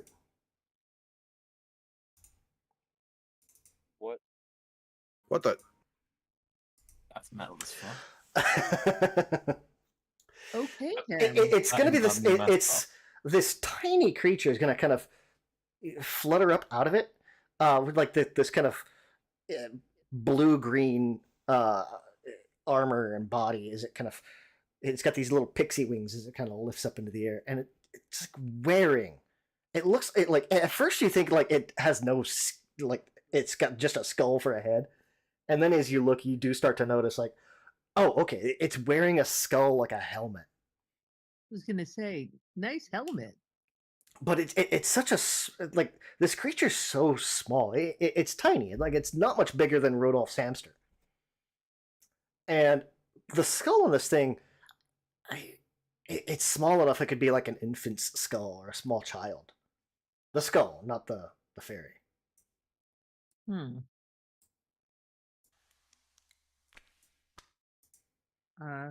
Hello? And as you kind of call to it, you've entered my kingdom! Leave my kingdom! Kingdom of Skulls! We have an annex. She's gonna kind of flutter there for a second. Say, no, all these skulls are mine. Are mine. You take skull! And she's gonna start to fly towards Mr. Bones. Wait, no, Rodolph that's is gonna jinx it. Sorry, go ahead. Rodolph's gonna jinx it. Okay. Can everybody give me initiative? What's your jinx do? Just give it a... What does jinx do? If it's affected, it is clumsy 1 for 1 minute. On a critical, it is clumsy 2. Ah, okay.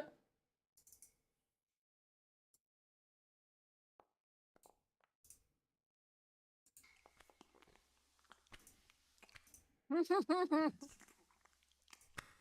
was gonna say Roger's staying there for a reason. Okay. He wants to try something, but apparently can't match. Well, that's what it was like. They did call to you, so like you would hear about them. So like it, depending on how long Roger's gonna take to get there, or like if he reacts right away. He's gonna wait. He did respond like, "I'll be there in a second," because he wants to do a thing, but he wants everyone else to not be inside. Okay. This is just inconvenient for them. Well, let's do this. We're gonna get this all going. Roger, you said you're gonna be down there, so we'll give Roger a couple of rounds before a round or two before Roger hears the fighting happening. That makes sense. So we'll remove you from combat, and we'll go a round or two. Jinx. Okay. Let's see. The target gets a will save.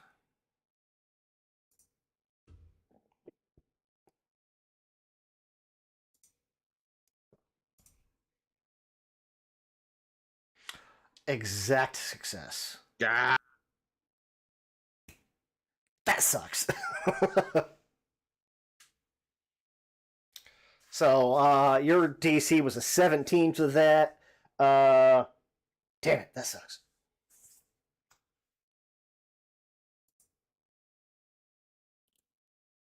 I like that it automatically fills in the DC there. But we're gonna start combat. Fight. The Skull Fairy. Well, sorry, not the Skull Fairy. The Skull Pixie, whatever the heck this thing is. It's Skull Fairy. Is gonna fly up to Mr. Bones. Now this thing is a tiny creature, so it has to occupy your space. Travis.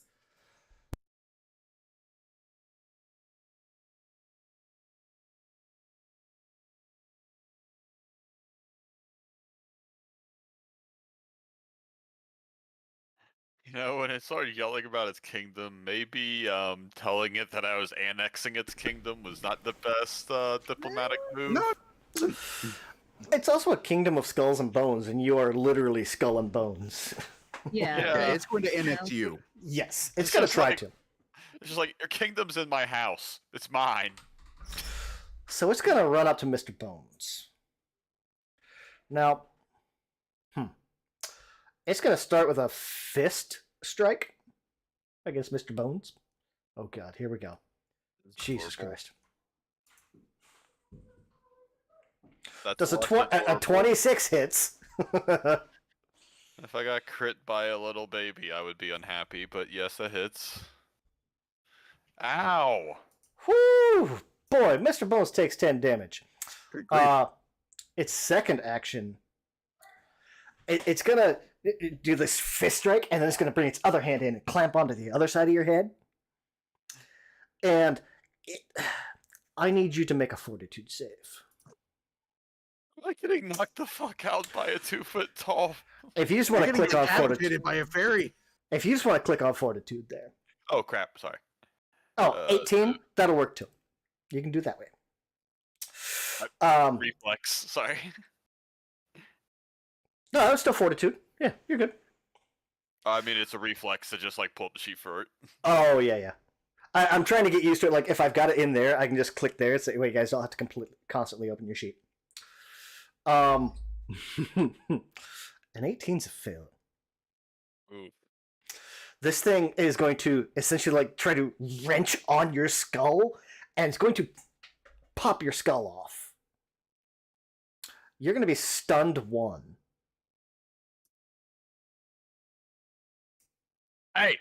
Hey, no, as he's just kind of lifting off. Now, stunned, we know slowed reduces like your action count by 1. If you were to ever hit slowed 3, you're stunned. So this is kind of the equivalent.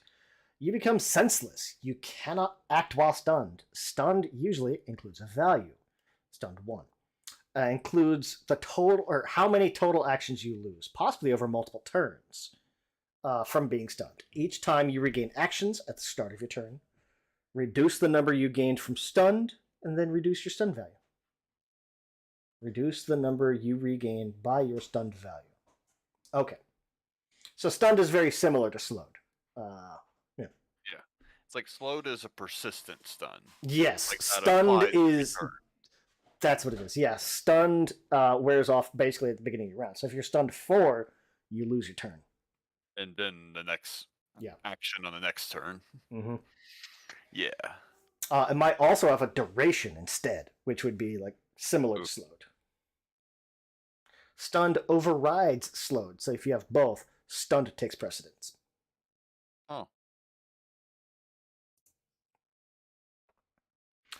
You don't want a critical failure on that. So that was 1, 2.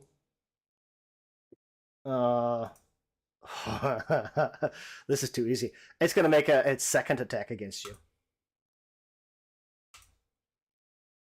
Oh damn. Was the 26 also hits, and that's with the penalty. was the fort save not in action too? No. Damn. Oh no. Yeah. The fort save was a manipulate, but it was not an attack. Oh, because I was like, yeah, flew up and oh wait, no, yeah, he flew into my square Mm-hmm. and then attacked, and then the Mm-hmm. yoink, and then attack. Oof. Well, Mr. Bones goes unconscious as this fairy is like running around, flying around with your skull.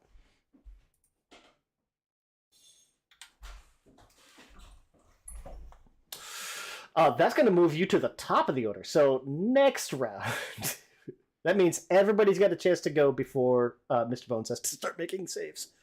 I think that was already the case at that point anyway. I had like a 2 on initiative. Yeah. Rodolph. Oh no, I take that. No. No, yeah, it did. That's right. No, yeah. Okay. I lied. He can't do that second one because he flew into your square. Oh yeah, that's the thing. I don't want to cheat you. Okay, cool. So on my turn, I can just Bender yell at him. Mm-hmm. God, I And should make robot Bender. what was your initiative? Now that I have to move you back down Like, I think I rolled a natural 2. I think I have a +5. there. 7. Yeah. Okay. So that's rope a little bit. I don't want to completely screw you guys, so. Yep, it didn't actually change the order at all. No, when you went unconscious, it moved to the top. I know, but I was already at the bottom, so it just wrapped around. Okay. Now I see what you mean, yeah. Rodolph, this thing has... Mr. Bones is stunned 1. I imagine, like, as this thing is, like, trying to fly away with his skull.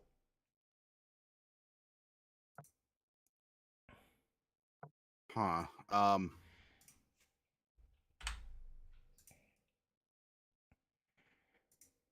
This is a fairy, so I assume that it knows Sylvan. Okay. So when the jinx doesn't work, and then he sees Mr. Bones get decapitated, Rodolph is going to call out in Sylvan through this fairy. Your kingdom lies within our dominion. Cease what you're doing so that we may negotiate.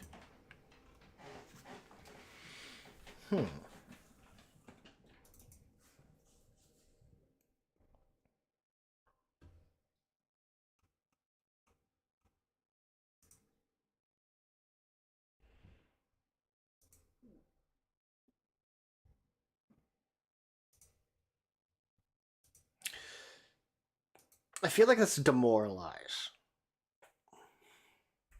It's already hostile towards you, so I don't think diplomacy would necessarily work. Okay. And intimidation. Okay. Let's see. Here we go.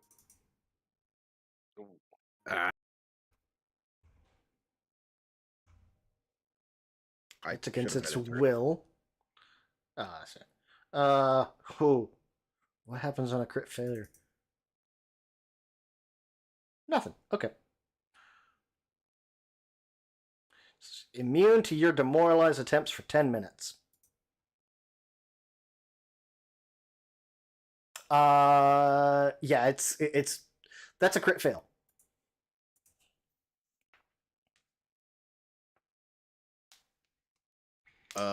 Your next action. In that case, I am going to yell "Drop it" in Sylvan and cast Phase Bolt at it. Oh, okay.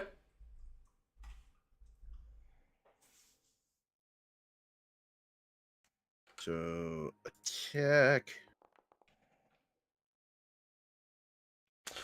25. Make sure you don't have Mr. Bones targeted. I targeted on the encounters tab because I can't actually target it. Weird. Let me move it over. Can you target it now? Okay. Toggle it on, off.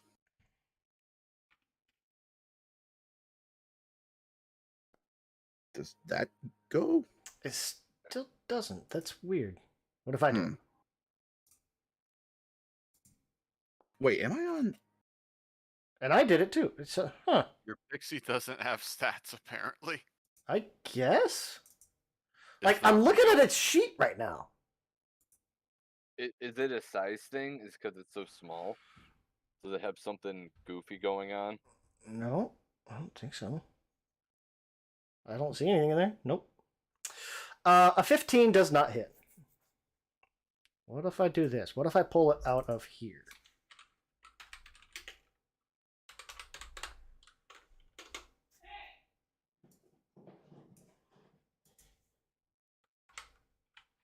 What if I target that one and shoot it? That one doesn't work either. I don't know. That's weird. Something about the Skull Fairy doesn't like it. I got the sheets. I got the stats in front of me, so I mean, it's got a sheet. A 15 does not hit. It just means that I have to tell you guys instead, unfortunately. I don't know why. But okay. But all of us going to see, then that will be the end of it. All right. Tabitha. Surprised at the physical power of this tiny thing. I am going to zap it with a ray of enfeeblement. Okay. So it has to do a DC. Now wait, why does it have both an attack button and the fortitudes? Let's see. On a ranged spell attack against your target, if you succeed, so you've got to hit it first, and then it Oh, and then then it has to save. it has to. Okay. Yeah. Pew. Ugh, 9 does not hit, unfortunately. okay, fine. So that was 2. 1.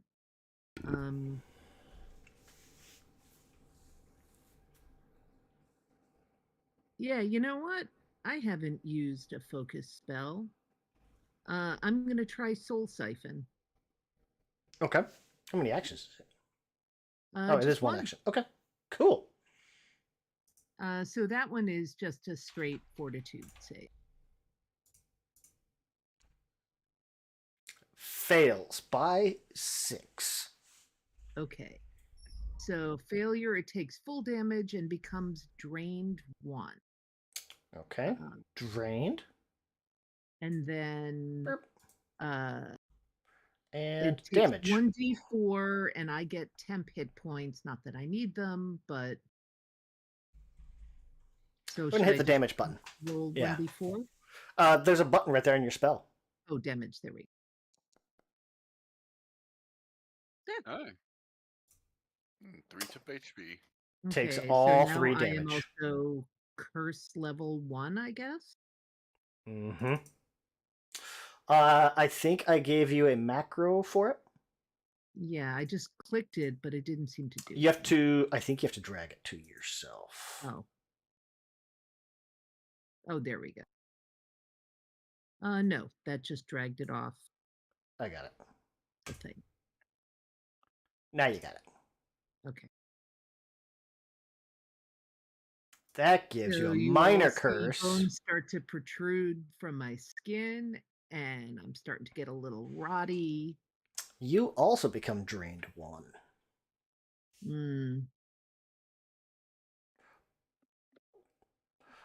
Drained, let me think, reduces your max hit points, I think. It's like reducing con overall, so like max HP and fort. I think. Oh, Drained. When a creature successfully drains you of blood or life force, you become less healthy. Drained always includes a value.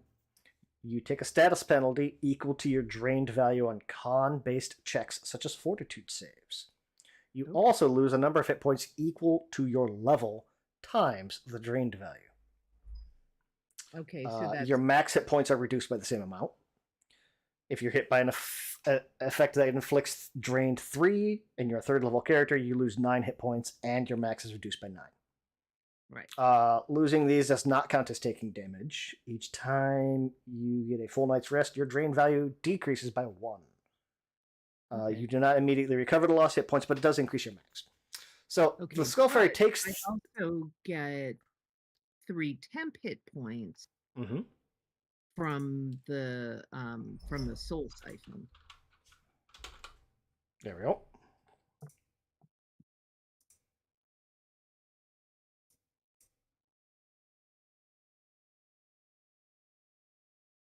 Okay. And then I have to reduce my max HP to 16? You don't have to worry about it. Oh, okay. The sheet does it all for you. Okie dokie. Yeah, because it looks like. Yeah, you're good. Okay. And then you got 10 hit points. So if you hover over your token now, you've got a little blue bar going up. Yeah. Ooh. Oh, if you could drag, I should have just been able to click it. I didn't realize that there was a choice I had to make in a window underneath. But so I just it gives a little sign asking minor or moderate, and later on major. Right. So, yep. Right. You have a minor curse on you. Oh no, you don't have drained 1 yet. That's moderate. Minor curse. Bones start to protrude. Non-magical effects that would restore your hit points only grant you half as many. Okay. You take half from magic healing. Drained is at moderate, so if you cast a second focus spell.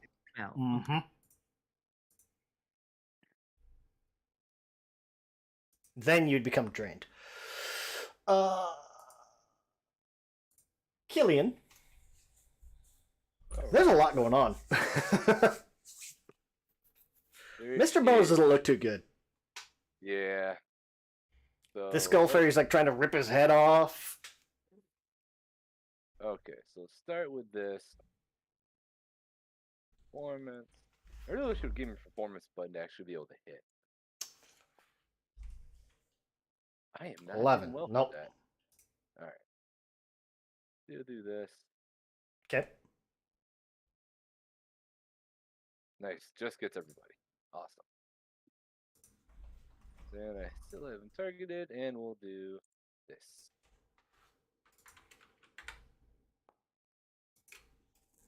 Hey, get 8 back. Hey! Now pull yourself together, damn it. You see him like struggling, like holding on to his skull while the fairy's pulling it off, just like in the process. There we go.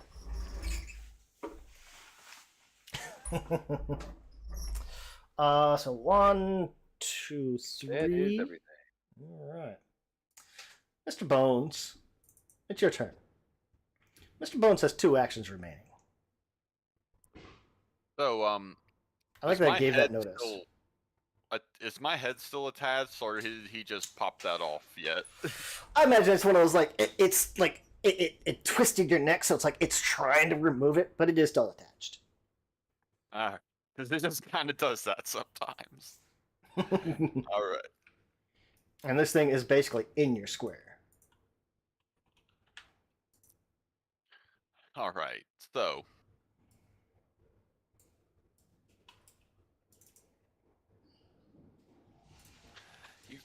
Just kind of angrily shouting back at this thing. Yeah, so demoralize, if it passes, it's only immune to that person's demoralized? Yes.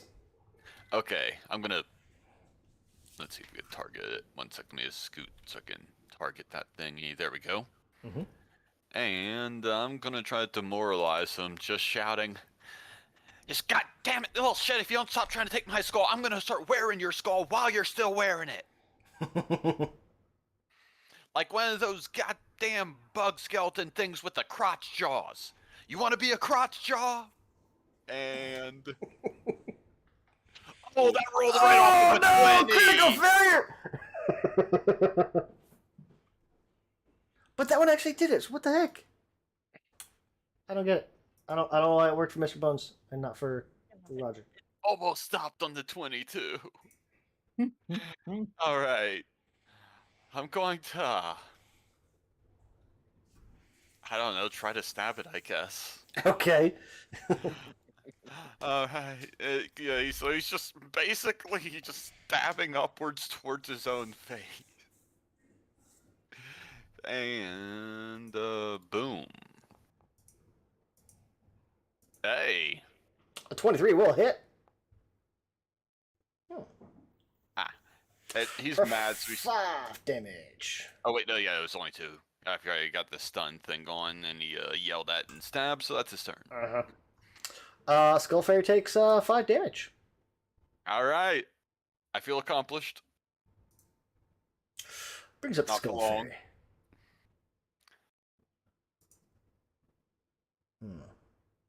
Time to get my ass beat by something smaller than your average toddler. It's going to start off with melee strike. All right. With a fist strike, because, you know, fist. Jesus. Holy cow! My God. Has it been 10 minutes yet? Oh, God, you guys didn't say if you were going to take a focus break. I don't think we had a reason to. Yeah. Yeah, Yeah. we just kind of rolled around, messed with the fountain, and then looked through bones and walked down the hallway. Not sure how long that took. Oof. I'm out. Wow. Okay. Oh, that's even worse. Is it was a crit that puts you out, so you're dying 2. Yikes. Okay. Oh, that was one action. Unfortunately, it has an action called Terminal Tug. Yeah. Did Roger get his go? Hmm? Did Roger get his go? Roger's out by the Viscera pit. Mhm. He's not even in combat yet. Oh, that's right. Yeah. Yeah, Roger was doing a thing and then this started. We'll jump over to Roger. He'll be doing a thing while you guys are in combat. Got Unless it. you guys get to like He's round fine. 2, or if you finish round 2, Roger will that'll be like Roger running or like realizing and turning to run towards you guys. For the Okay. record, Roger started doing what he is doing the second they were out of sight of this room. So the moment they went out of sight from him, he was doing this. So it has an action called Terminal Tug. It's a 2-action activity. The Skull Fairy attempts to rip the head off of an adjacent dying creature. Mr. Bones, can I get a Fortitude save? Well, this is a quick character.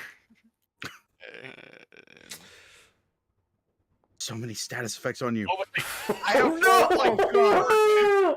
I have rolled 4 2s in this session. That's a critical failure. Oh. If it fails, it dies. And the Skull Fairy gains 10 temp HP for an hour. Oh shit. what? It just removed Mr. Bones' head. Mr. Bones was already down and dying. The Skull Fairy just finished it. He just said, and removed his head. Oh I my just got God. Mortal Kombat fatality'd by a fairy in melee combat. God, Jesus. Well, Well, the that was character unexpected. made around being an asshole, so that's a fitting death. Oh, boy. Howdy. Oh, don't get me wrong, it makes sense because you're a skeleton, but still. Oh, yeah. Ouch. My skeleton magnet powers are still on cooldown. Uh,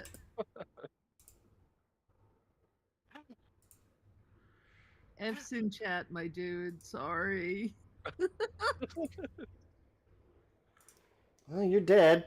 We'll just do that. And I was all set to cast a 3rd level harm to whack Mm. it and heal you. Ah.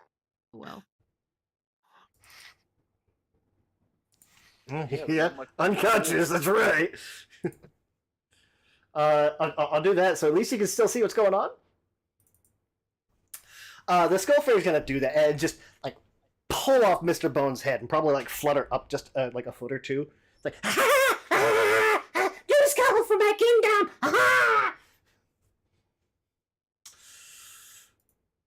Rodolph. This took a dark twist in a dark campaign. Does it still on seem brand for hostile, or me. does it seem mollified now?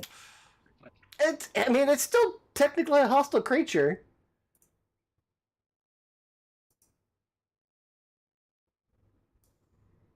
I'll just move Mr. Bones over here. Is it still within melee, or meleeable distance for me? Sure. I mean, it's basically in where Mr. Bones squares, like that area. Okay. It's not really clear on tiny creatures, especially on a 5-foot grid. So it's in those 4 squares there. So yeah, melee range. Okay. Boy, this is gonna end very poorly for me. I can feel it. I'm gonna draw the meat cleaver. Okay. And I am. Boy, they're 2. Oh, I see. Okay, those are different for throne. Oh God. I don't even know this is worth it because I got a +1 to this strike.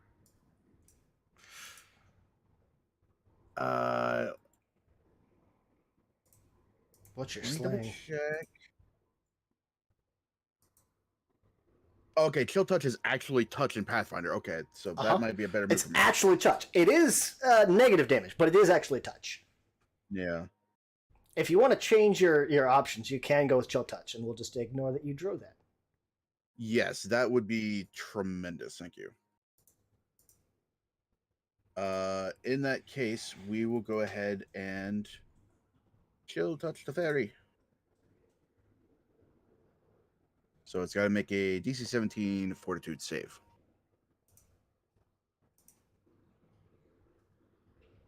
18. Fuck. It does take. This is a living creature. It's a basic fortitude, so it does take half. Okay. So in that case, it will take 4 points of negative damage. 4 points. You're working through its temp HP. Yes, great. Oh, wait.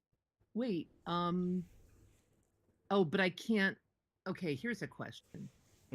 I have a focus spell that when an undead creature within 20 feet, whatever of me, is destroyed, I can get more temp HP. As a reaction? Yeah. Yeah, but does that violate or whatever the drained thing or whatever it is that I have that I can't heal? No, because Death's Call is temp HP, so you would get the full temp HP from it. What it would do is increase your curse to a moderate. Yeah, I was going to say, but it would increase my curse. Yes, and that would give you drained. So you get the temp HP, but then you would also reduce your max HP. You would reduce your max HP by 1, I think. I think I'm going to not do that. Although it'd be fun to, increasing my curse, but... Okay. Sorry. No problem. I still have to find out, if you use Chill Touch, does it affect your curse? Because your Chill Touch, you get it from your curse. But I would assume that it does. I don't. Focus, but it's a cantrip. Yeah, that's the thing. I don't know. I haven't dug into find out yet. I need to do that.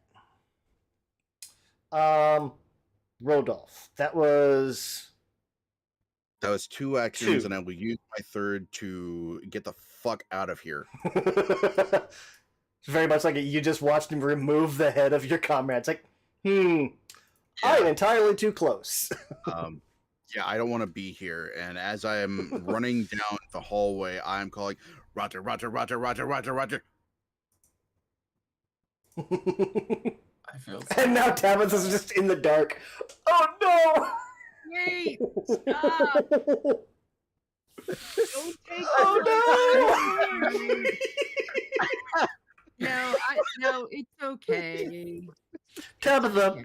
you can see where the Skull Fairy's at. Like, there is still light coming out of that tunnel, out of that hallway. Well, but also I can light a torch. I mean, Yeah, you know. Yeah, you do still have torches. Like, you have torches on you. It would just take an action to light it. Yeah. I just like the image of fuck this. And Tabitha's just like, wait, I can't see. You know, I don't see an action to draw the torch or to light it. Go to the very top of your actions tab. There's a checkbox. Right, but I don't see like an action that would use an action to light it. It's considered a manipulate action, I believe. Yeah. Oh, okay. Okay. It's also supposed to be like manipulate, or it's supposed to be like one action to get your torch out and another action to light it. I'm not going to go that in depth. I'm going to say, like, you're just trying to get a torch. So it's like you can draw and light at the same time. Okay. You can see. There you go. 2 actions left. Okay.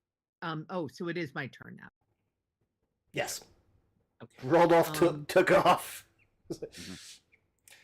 They're not. The living are not called quick for no reason. Well, good. So he's out of the way. So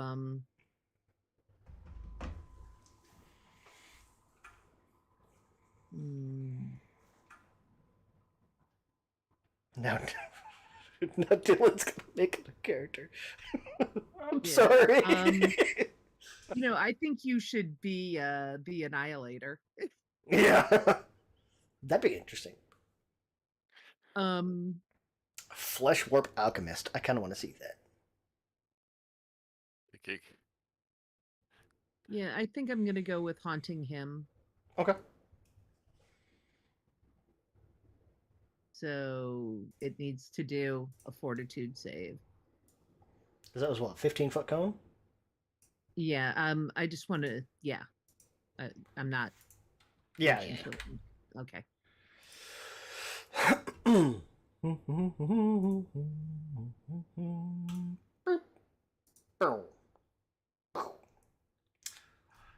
Just succeeds. God damn it. Okay. But does take half damage. Well, that's These dice are just what the hell tonight. yeah. They just wow. That terminal tug is brutal. Yeah, and of course we had a skeleton, so it could do it. Like if Mr. Bones hadn't gone in there with you guys, I would have had like it would have been a toss up of who she went after first. But a skeleton in a kingdom of skulls, too easy. Yeah, understandable. Just it was not very diplomatic. I was just like, yeah, this is my house. I'm just annexing your kingdom. Sucks. Yoink. Oh. Killian. Oh. Decisions. That was None just of them good. ouch. Well, I'm gonna try to do thinking thing. Any chance to make what I want to do easier. Hey. 16. What are you trying to do? Oh, for your ongoing, right? Yeah. That's right. So it's going to last 3 rounds. So Just at go ahead and least place that it, way- and I can modify it. So then I will do this. And I'm pretty much gonna. There's bones everywhere. Sure. And with all the bones, you can have it be whatever damage type you want. And we'll do bludgeoning. Just hit with Christ. I mean, you shot Mr. Bones with it. Just shoot toward me. Yeah. An Shoot my 11. fist. An 11 does not hit. It's like, like you son of a bitch. I also speak Sylvan.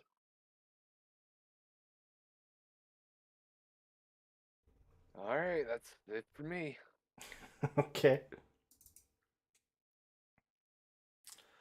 Ugh. All right. No, it's really a toss-up for the Skull Fairy. Now we got to add Roger to the combat Roger! tracker. End of second round. Jesus Now it's absolutely Roger. You hear this going on. Back echoing down Can the I say hallway. what Roger was doing the whole time, so that Hmm? everyone knows that I'm not just being a dick. Can I say what Roger was doing the second they were gone? Sure, yeah. From the moment they were gone, Roger was using the pool in front of him to see if it could track people. So the second they were out of sight, he turned to it and went, Killian. Nothing happens. He will then say, this manor's basement. Whatever the name of the manor is, I can't remember what it is. Colic Manor. Pollock Manor's basement. Nothing happens. Grey Dirge. Nothing.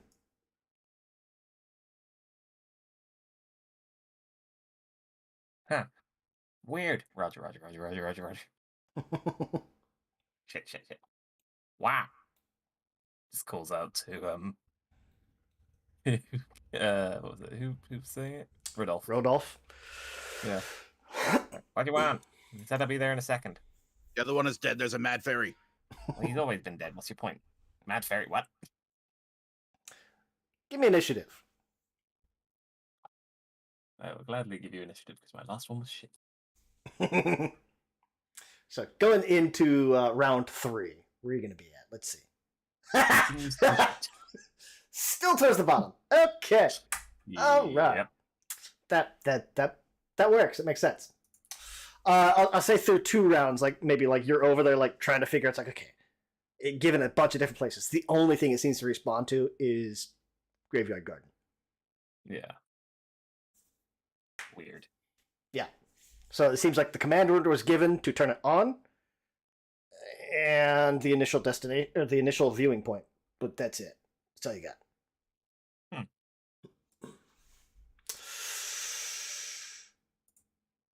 Skull Fairy.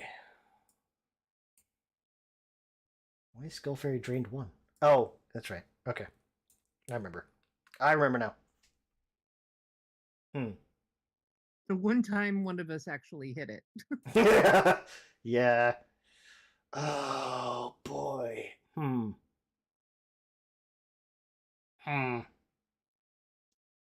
Killian's closer, but Tabitha's still in her kingdom.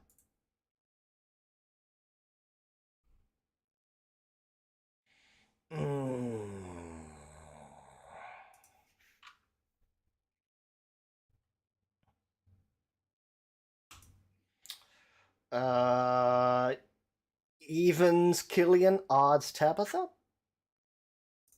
Sure. It's going to fly over to Killian. Sorry, Killian. So 1. Fly into your space. Tiny creature has to be in your space because it's got a reach of 0. Melee fist. How does it have such strong fists? I know. Holy hell. It's flying at you. It's just doing bullet stuff. I guess. Man. So critical hit. 14 damage. Oh, good God.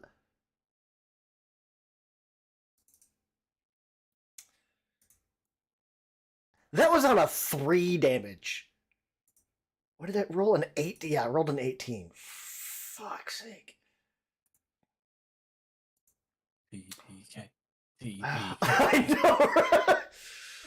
Oh. Killian, can I get a fortitude save? Jesus. It's gonna like melee fist and it's gonna start wrenching on your head. think I rolled high. That's a success. Regular success. You're able to kind of like wrench your head out of it. It's like you kind of like start swatting it away, and it'll kind of let go and flutter up. Over here having an argument in Sylvan. No, you hide Scar, and it's just like ripping on your hair. Rodolph. Boy.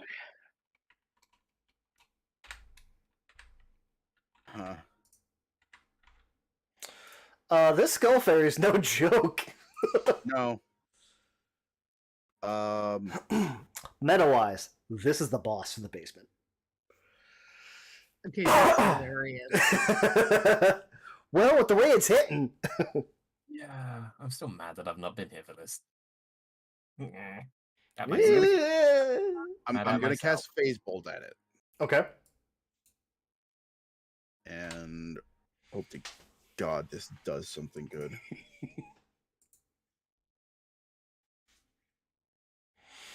All right, give me an attack roll.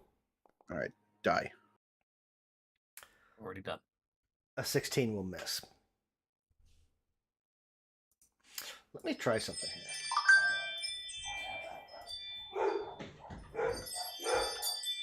I'm guessing we have mail.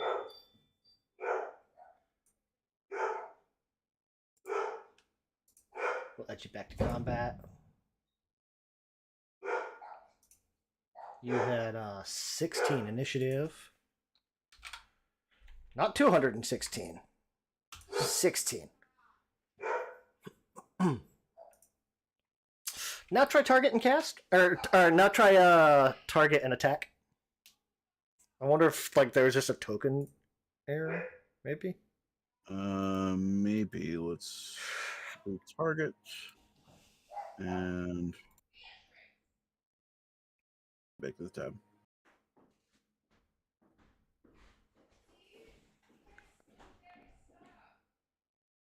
Still didn't. I don't know. Well, a 16 will miss. I'm going to use my hero point to re-roll that. Okay. 1 sec. I got this.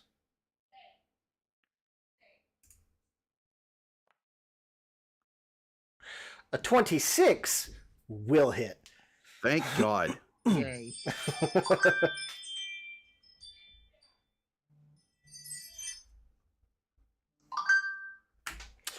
8 points of damage. It's just a regular hit. Holy hell, hold on. Apparently, like, everything is going on outside. Let me mute my chimes. There we go. Okay, I assume it doesn't have any bonuses to AC, because I don't think that would... Nope. Yeah, okay. It doesn't even have armor. For my last action, what can I do? Well, I guess it does have armor, technically. It's got little armor plates and everything on it. An extra skull, I assume, would count as armor. Well, also it had that body armor. Mm-hmm. I forgot. Oh God, it has a triple skull now. This thing. They could just slide mine over the baby skull. Go help him. He needs help. This thing has spells. Oh, are you freaking kidding me? Its attack is strong enough. Yeah. It doesn't have much. Kingdom. It only has 2 spells and 2 slots. But What it does have will suck us up. I should have bent the knee. Like, okay, this is your kingdom. My bad. I think I'm going to move a little further down the hall, and that's going to be it. Okay. As he's going to say, "Shut it in there! Shut it in there!" Close the door, close the door, close the door! Now I'm just waiting for Rodolph to, like, shove Killian in there and close the door behind him. Oh, no. Because that means two of us would be stuck. I mean, yeah, but Rodolph would be alive. 2.5 of the party would be out. Swap out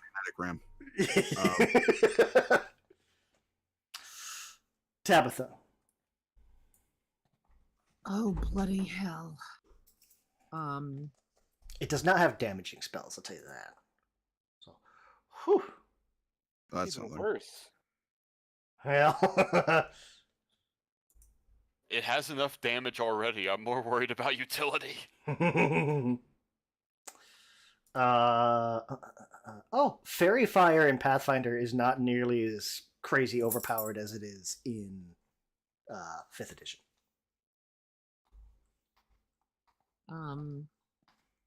Unfortunately, I don't have anything that can heal Killian. Because what I have is harm, and Killian's not undead, right? Or are Killian's a Dompier.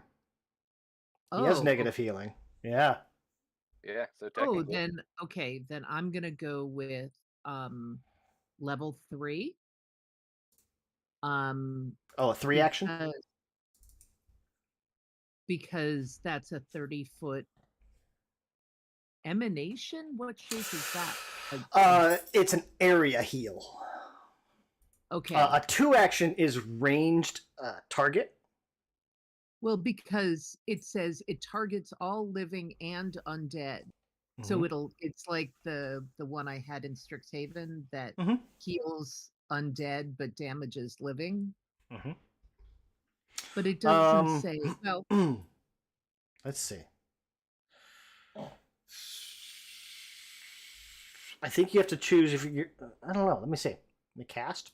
No, it says you disperse negative energy in a 30-foot emanation. This targets all living and undead creatures in the area. Yeah, but I think it's harm versus living, harm versus right. So it's harm versus living. So it hurts the living but heals the undead. Targets all. Yeah. Yes, that's the way I read it. So I'm going to target it so that it doesn't. I don't know how far people are in the hallway, but I'll do it so that it, so it doesn't go too far into the way. Wouldn't matter. There's your emanation. 30 feet up from you. Oh, and it's stopped by the wall. Okay. Yep, it just catches Killian. Yeah, it just catches. Perfect. So it'll make a save. Okay, so it makes a save, but then I presume that it that the things stack so that I also get the. Oh, of course it does. Fuck you. But it's a regular save, or it's a regular success, so it still takes half. Okay. So then, so 1d8 negative, but let's see. Well, I'll roll the d8. Yeah, you can hit the damage button. Because that will also be the healing. So it takes half. But my question is, the level 2 version adds 8. Uh-huh. So do you still add 8 for the healing part of it? No. Oh. Oh well. That's the trade-off. I mean, you get an area, but it's not quite as powerful as the 2. The 2 action, you get ranged and extra healing. The 3 action is area, but you don't have the extra healing. Yeah, but we need more damage on that thing, so okay. Well, Killian, you get 6 anyway. Yay! Better than nothing. Yep. And that's my last leveled spell. So. And my focus spells all help me, but not anyone else. She'll touch. No, well, there's still touch, but you got to get up close to it. That close? Yeah, you got to touch it. I only have 18 hit points? Like 15. 17 max. No, 15 plus the 3 temp. Oh, yeah. The way Let's that things see. feel in it. Although, Ancient frankly, Dust is an I'm AoE. trying to pull out my mace and just have at it. Forbidding Ward for next time is a good 2-action cantrip to bump your AC by 1. Yeah. There's only one target in the area, so, you know. Yeah. Roger.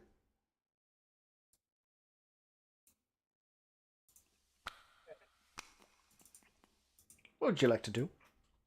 So Roger fails to get anything he wanted to done.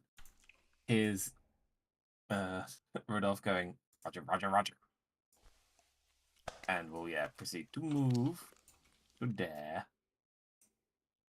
What's going on? What do you want? We're dying out here.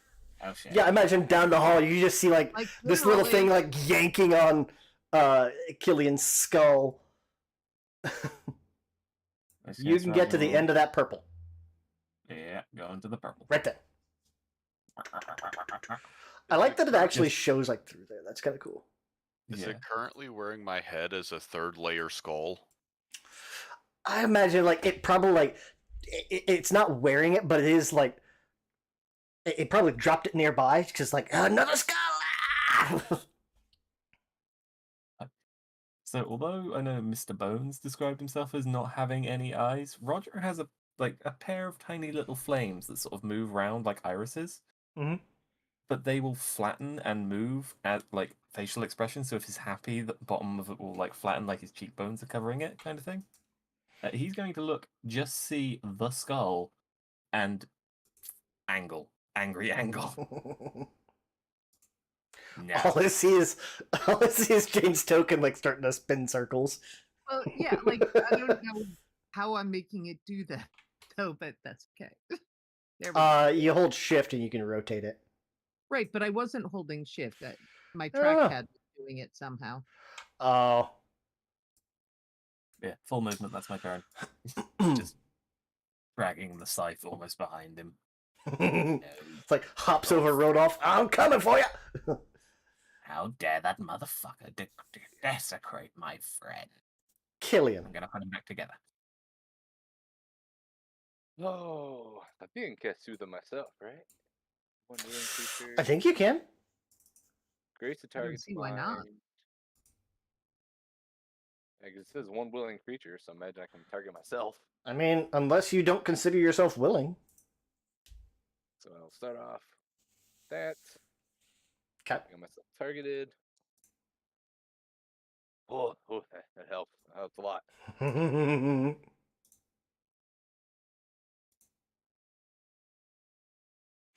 Healed for 10.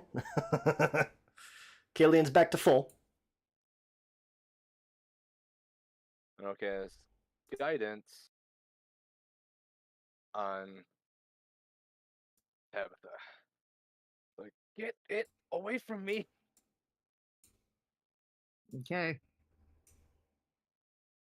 Tabitha's got guidance. I think Roger's still immune for it, I believe. Shouldn't be. When it was for the save. Unless it's been an hour since then. Let's say it's been an hour. Okay. So you can shift that to. Well, no, you're still next in the initiative before him anyway. Yeah. Oh, okay. So I figured you're next. And it's still in the room, so. So that's all for Killian. Mr. Bone's still dead. Sorry. Skull Fairy.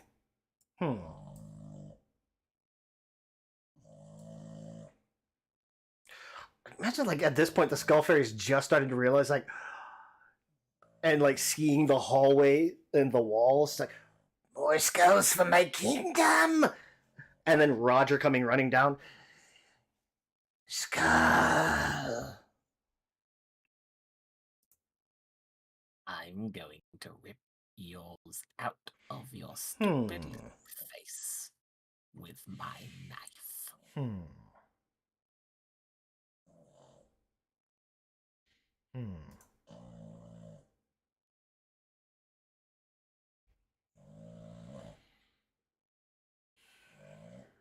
That's a leveled spell. Okay. That's a leveled spell. It does not heighten. Heightened spells are still taking me a little bit to figure out. So, okay. Now I get those. Cantrips automatically heighten. Leveled spells don't. Or tiered spells, or however they're supposed to be changing the names of them. How do you actually heighten them? You prepare them in higher spell slots. If you are a spontaneous caster, you have to learn them at a higher spell slot. Gotcha. So, like, you would have to learn Soothe at second or third level in order to cast it at that level. So it would take up multiple spots. Gotcha. But, like, Rodolph, as long as it's in his book, he can just prepare it at that higher level. So that'd be like learning, like, say, telekinetic projectile is a first level spell. Mm-hmm. I guess in his hamster.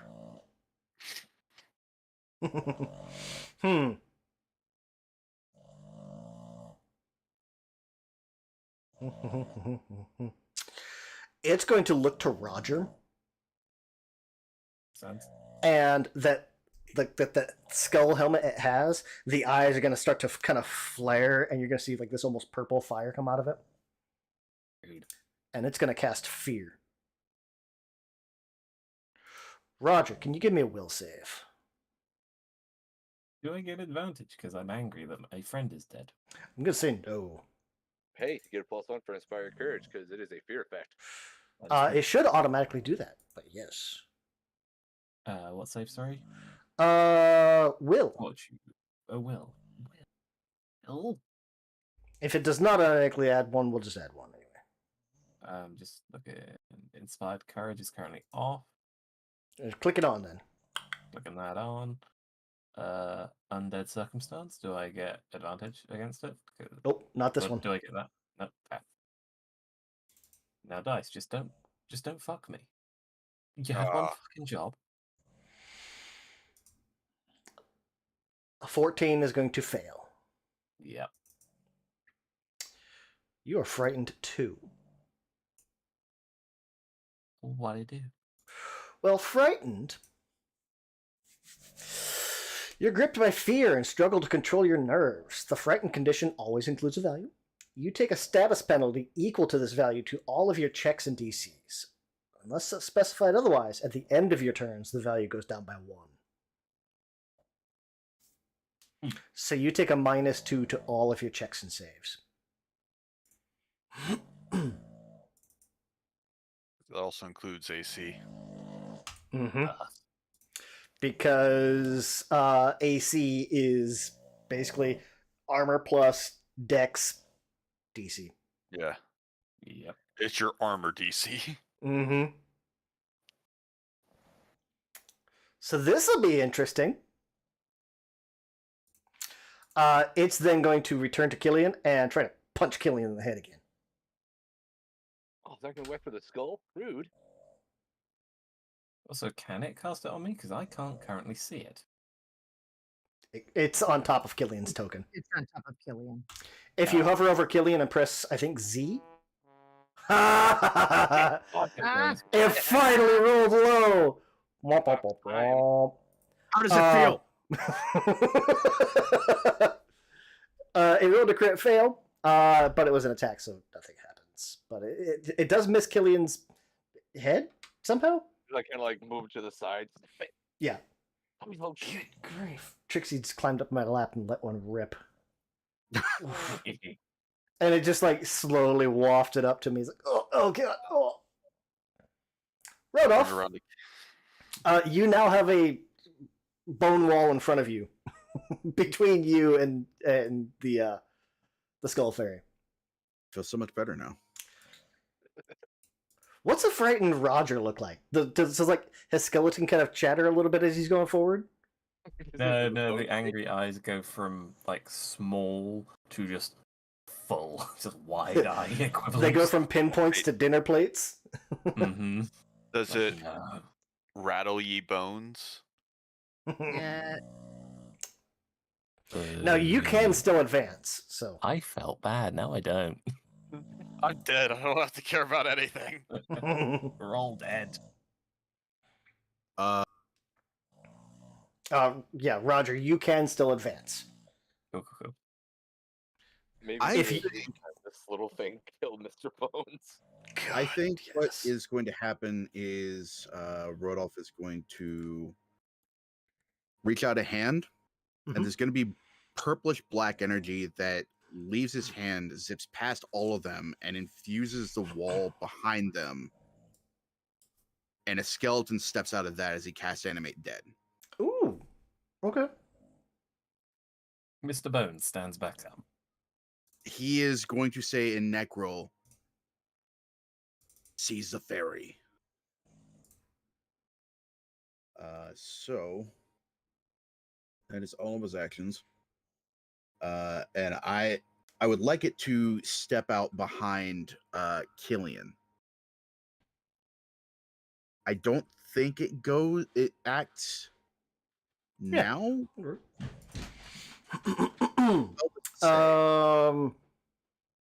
Common creature has undead trait, level -1, summoned. It doesn't say. Well, it says you summon the creature, so I'm going to say it gets its own initiative. Sure. Go ahead and cast it. Okay. Well, this will be the first like summon we've dealt with. Shit.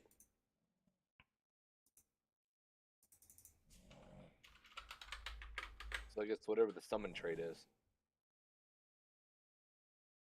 Summon undead, right? Animate Dead. Macro.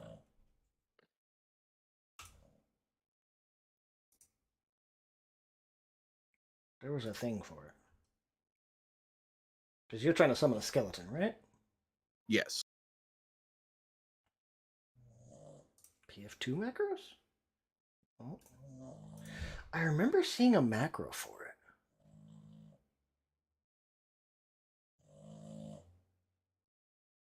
Animation macro.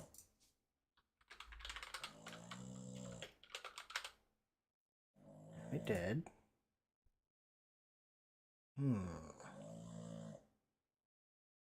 Okay, immediately when you finish casting the spell, the summoned creature uses its 2 actions for that turn.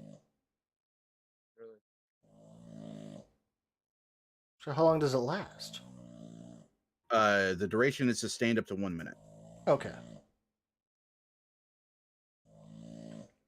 Oh, Spawn or other creature generated from a summoned creature returns to its unaltered state, usually their corpse in the case of a spawn.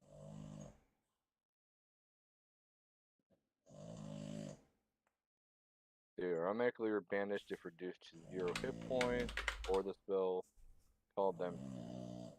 Oh, there we go. It just popped up and asked me if I wanted to approve it. I was like, yeah, okay. So. Oh, cool. There it goes. It's doing a thing. Sure. It's just gonna go. We're just gonna use that as a token for it. Sure. So that's cool. Doesn't target it. Specify if it's something you like use your action to like give it 2 actions, like a That'd be a minion, I believe. It does not have the minion trait. Because a summon creature, because it states minion trait in the summon description. Oh, does it? It has a minion trait. Yeah, it is a summon creature. Just gains the summoned trait. Then a creature called by a speller that gains a summon trait. That summon creature can't summon other creatures, create things of value, or cast spells that require cost. It has the minion trait. Creature with this can only use 2 actions per turn, doesn't have reactions, and can act when it's not your turn. Acts in your turn, in combat once per turn. When you spend an action, do it to a command.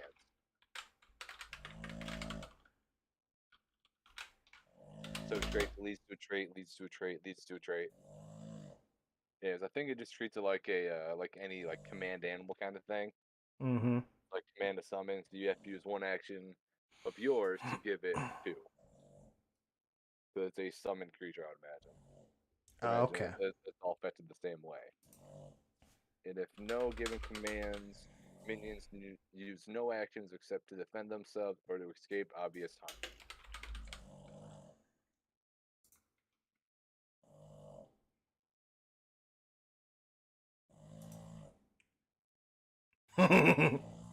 Okay. It's got a. Why did So that it one not immediately have gets it? its actions upon summoning. So it gets to do things. Oh, there we go. Okay, I got to do it like this. Burp. This is gonna be a little weird. I'm gonna drag it over here. It's gonna be that one. Sweet. There we go. Okay. Now it has actions. Because for whatever reason, it did not. The summon did not have actions. I don't know why it didn't, but it didn't. So the skeleton soldier. And did we determine if it has its own initiative? It acts on your turn.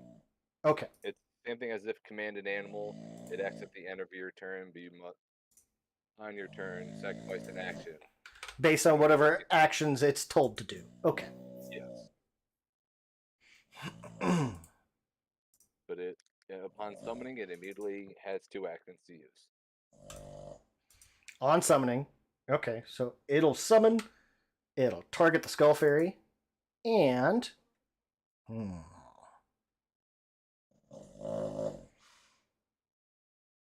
say as it's summoned, like it kind of like it comes out of the wall with this like bone scimitar, kind of like just made out of like femurs and stuff. It's gonna try to strike this the Skull Fairy.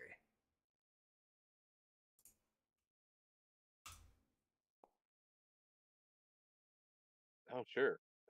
Rolling on our benefit, you don't roll high enough. Right? It's like, Jesus. It'll do that, and then I guess with its other hand, it'll come across with a claw. Come on, real high. Hey! Soft hit, dirty 20. Technically 21 because of the bonus. Inspire Courage.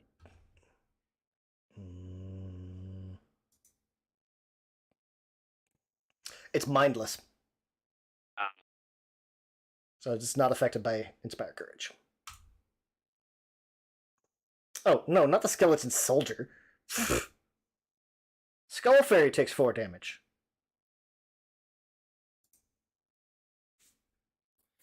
That was awkward.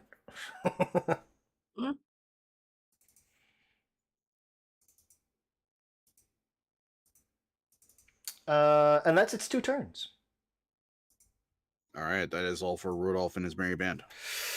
Tabitha, there's a skeleton that stepped out of the wall. Ah, well, but clearly it's on our side, so that's good. Sure seems that way. But now it means that all my cone stuff is not a good choice. Well, you still have the option for it. Anything that affects, like this thing is mindless, so anything that affects mentality is not going to affect it. Right. Also, negative damage is not going to affect it because it's undead. Right. But let me see. So you got anything single target? Yeah, that's probably sonic damage. it's probably telekinetic projectile time. Honestly, probably the best bet at this point. Yeah, sadly, I do not have that. I thought you did. No, that was that was me.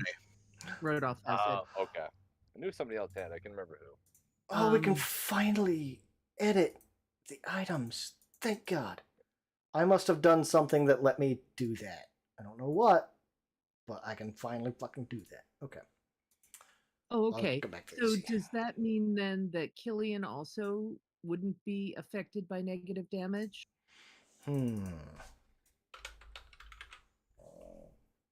Dhampir Heritage. Negative healing. You are harmed by positive, healed by negative damage, or negative effects, not negative damage, as if you were undead. Okay.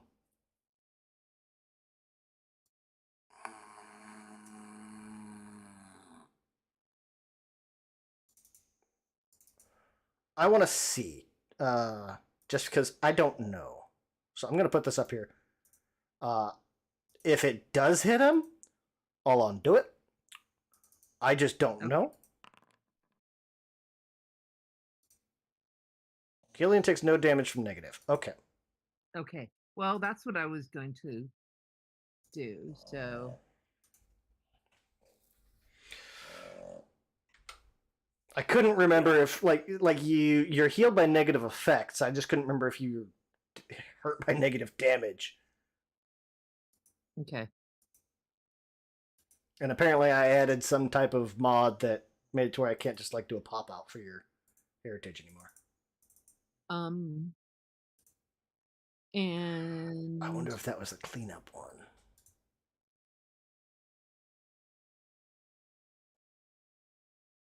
I don't know. Okay, so then I will I'm going to use the one you just did, Ancient Dust. Mm-hmm. So the fairy has to do a fortitude save.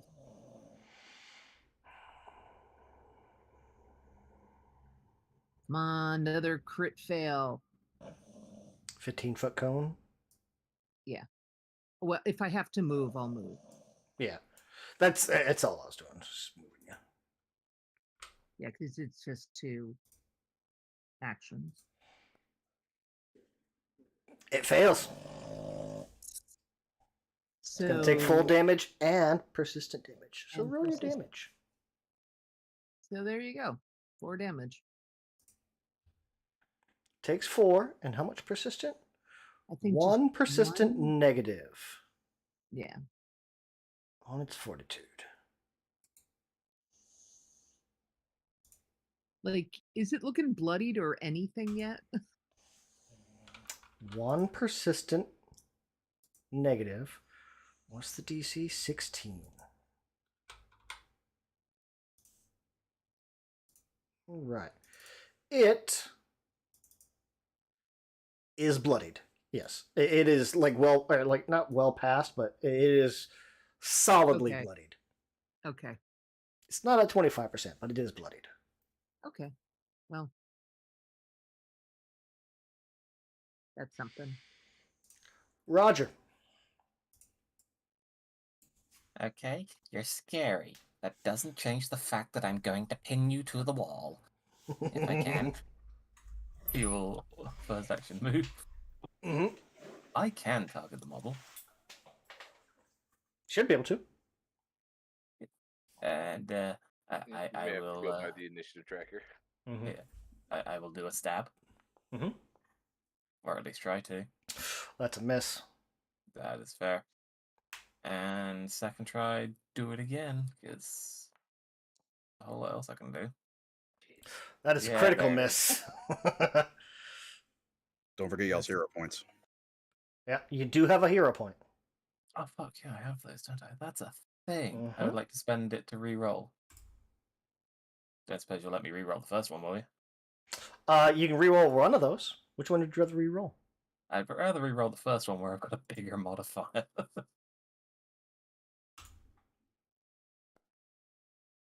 There we go.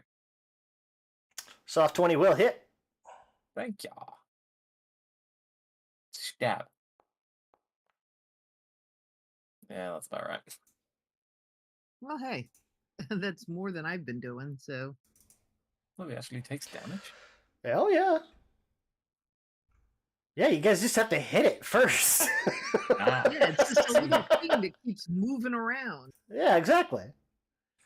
It just hits with a plus 11 and then rips your skull off. Fly with a Quite literally.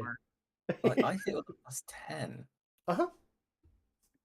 Also, how long does this frightened effect will last? Does it go down every round, or is It goes just... down 1 every round. Okay, cool.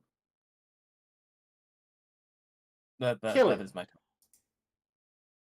Okay. Yeah, you're now frightened 1. Pull the skull off the wall. Okay. Try to smack the thing. Mm-hmm. 21 will hit. I say I have it targeted. Yeah, it's been flashing weird. for I me. don't know why. 21 will hit, though. Oh, no.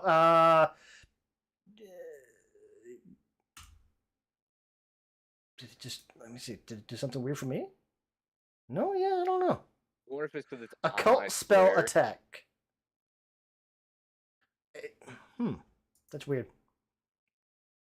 I wonder if it's like stuck in the square, if it messes with things, maybe. I mean, it worked fine for Roger. Yeah. It's just weird, like the way that it did your spell was occult spell attack. Yeah, that is weird. I wonder if it's because that has a multi-attack penalty to it. I don't know. But Anyway, you hit. The skull fairy is not looking great. It's very much just like kind of fluttering down to the or almost to the floor. Can I move through friendly squares? Like move through our little skeleton warrior? Yeah. Like It's just like a difficult terrain. Yeah. At most, it's difficult terrain. Like, excuse me, pardon me, excuse me, get me out of this. Get me away from this fucking thing. That's Killian's turn. Screw you, little shit. That brings up Skull Fairy. Ooh. It already scared Roger once. It's going to fly over to Roger. And it's going to make a melee fist attack against Roger. You little bastard. Yeah. Oh, shit! God damn it, this little thing. Oh, God. Soft crit. Critical hit against Roger.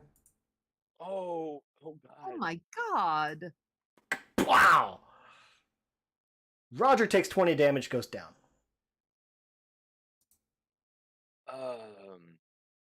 There's one action to move over, 2 actions to punch him. Broke my fucking world. Yeah. Oh.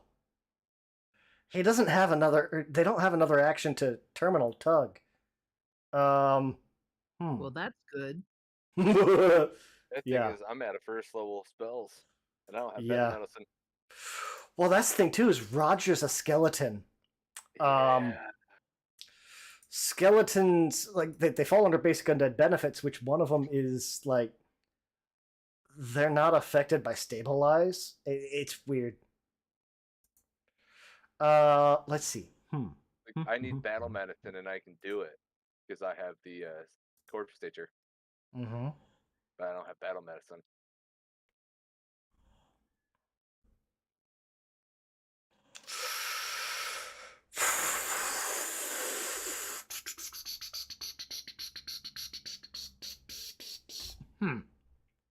So we need to take this thing out. I guess. What's it gonna do? Is that all of its actions? No, it's got one action left. Would it move to someone else, or would it?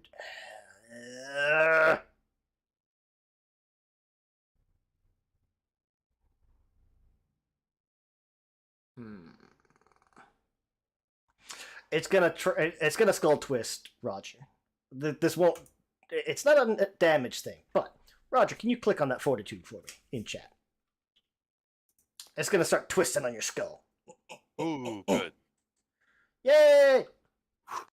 So Roger's skull, maybe it's like that like all the fleshy bits you got in there are holding your skull on a little bit better. Roger's skeleton specifically does not fall apart. He is built incorrectly. I mean, built differently. Rolled off. This thing just floated over to Roger. He said, "Punt," and he's down. Oh, I gotta roll every check. Oof. I don't think anything happens on a crit failure there, but yeah. We're just gonna keep shooting it until it's down at this point. Okay. Reasonable. Yeah. So phase bolt. Please die. A lot of 2s this session. That is a miss. The AC you're looking for is 19.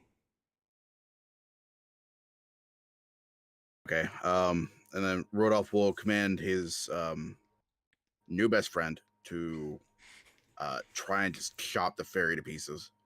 Okay. Third action, give command. Skeleton soldier steps forward. Action 1. And melee strike.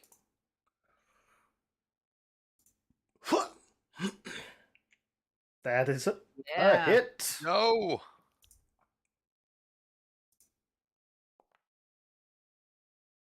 Heal. The fairy's going to take 2 damage. Thank God. The skeleton soldier did better than me in the fight. I only did 5. The skull fairy has a final passive called Shadowy Pop.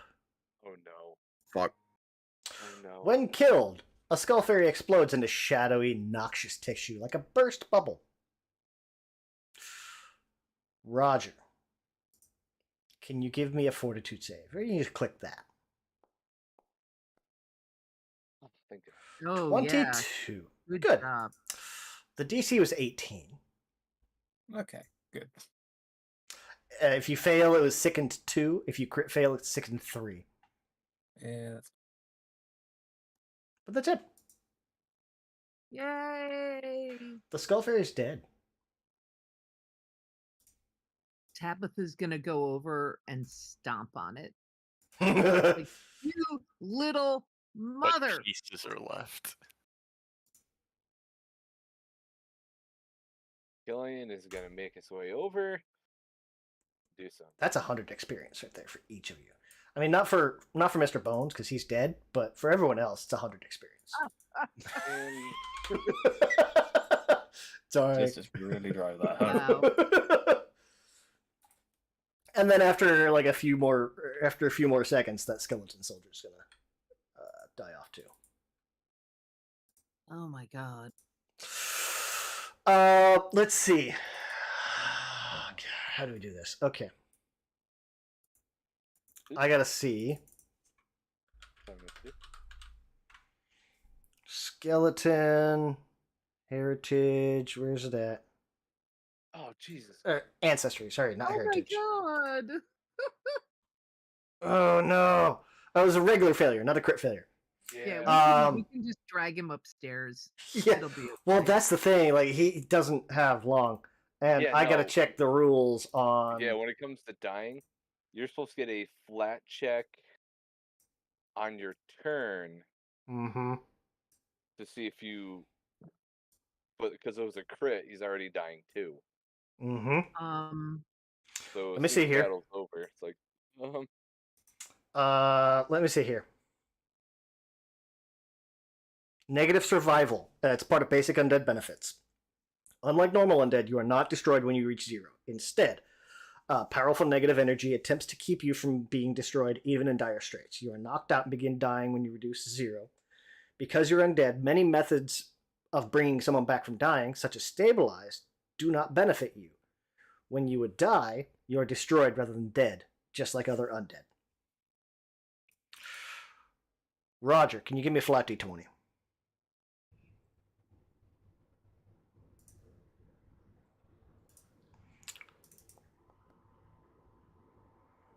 One success. That reduces your dying by 1. Does anyone else want to attempt a medicine? I think I'm the only one because I'm the only one that can do treat wounds to an undead creature. Oh yeah. Let me see I'm here. a stitch flesh.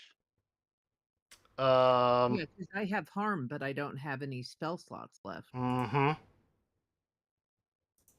Is it treat wounds? Yeah, but it's only because I have the corpse stitcher.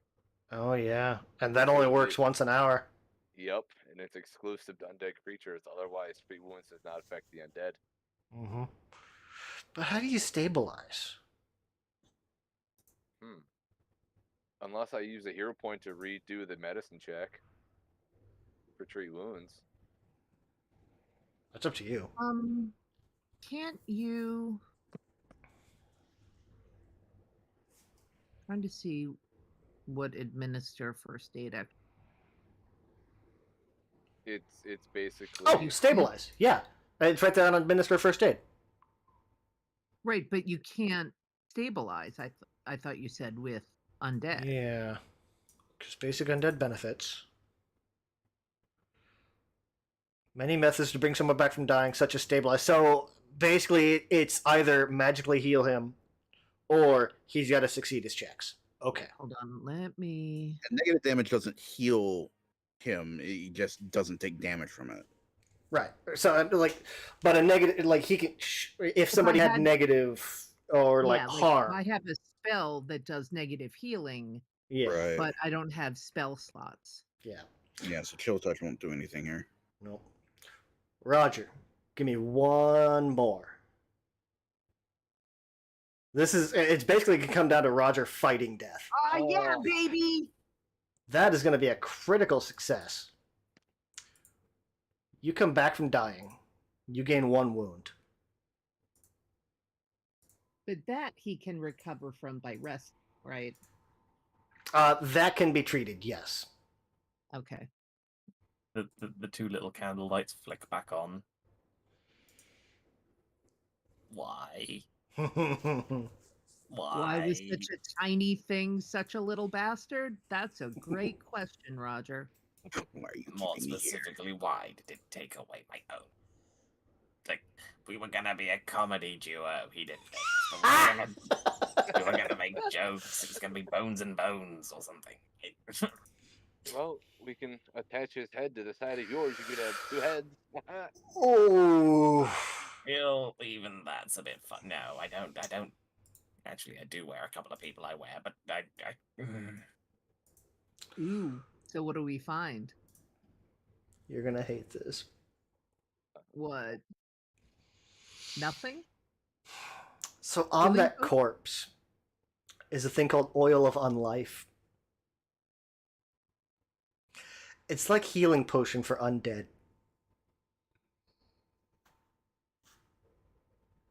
Okay. It's just unfortunate timing. Well, but at least this won't hope it happen again to Roger. So. So I'm making that pixie into a glove. The pixie is dead. And not the... Yes, he is picking it up. As you guys kind of come in and evaluate the damage, I guess, stepping over the pile that was Mr. Bones.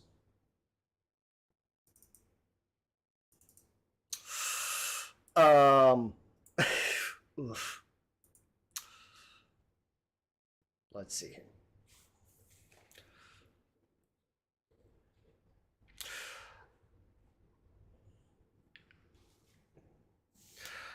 If someone wants to give a medicine check to see how, or like, what you know on this, or what you realize on this body. Oh, on the one that's in front of the... Oh, yeah. Yes. Yeah, the one on the floor. Killian will. Sure. Now that the group is safe. 16. 16. So, Killian.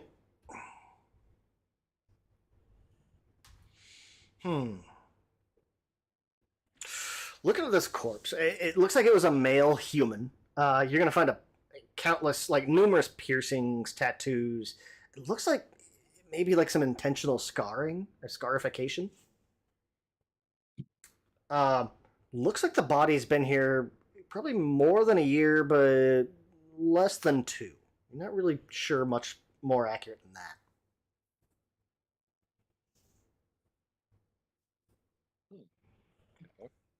And if anyone's trained in religion, you guys would recognize the body modifications, indicating this guy was probably a devout worshiper of Zon Kuthan, which I kind of told you guys in chat. Oh. Zon Kuthan is essentially like if you took Pinhead from Hellraiser and made him a god. Oh. Yeah, that's Zon Kuthan. His worshippers are very much into kind of like that pain is pleasure kind of thing. Very much into self-mutilation. There's actually an entire nation that worships this guy. It's wild and terrifying. So this is the time to ask Mr. Annihilator where this person came from. I remember seeing him in here. Who is that? That was... I came in to investigate the manor about a year or so ago. I saw him sneak in, but I was busy with the rats. lost track of him. I guess I know what happened to him now. I guess so. I'm guessing like Rodolph, because you kind of ran up there, that you're checking him out first. Mhm. You're gonna find an oil of unlife. Which, like I mentioned, is kind of like this. It's this thin black liquid. It works kind of like almost like a healing potion for undead. You're also going to find a focus cathartic. It's an elixir that you can drink that will actually help to counteract like confused and stupefied. It's almost like a magic coffee drink. Gives you a little bit of a zip. You'll find a couple of gold pieces. You're also going to find this really weird key. The shank and bow form kind of like forked tongues. Such as like they would actually stick out of the lock if the key was inserted. The key itself is kind of wrapped in like this leathery skin with the phrase "Death and Secrets" tattooed onto the skin in like this faded green ink. And a lot of that's going to kind of fall out like as you're kind of searching through his body of what looks like it probably used to be like a secret pocket or something like inside of his robes, but he's been here long enough. It's kind of almost rotted away. The pocket has. But yeah. Yeah, so as Rodolph's rifling through the contents, he's going to kind of hand off the oil of unlife to whoever wants it. This is useless to me. I'll take it to hold on to it so that I can administer it if necessary. So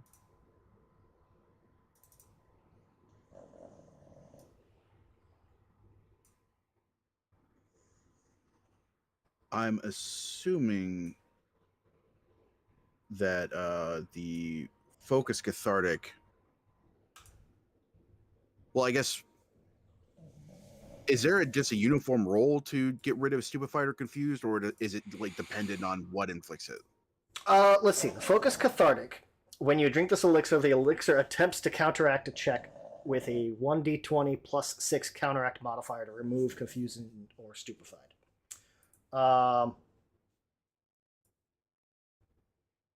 Confusion and stupefied are flat checks, so they're normally like a d10.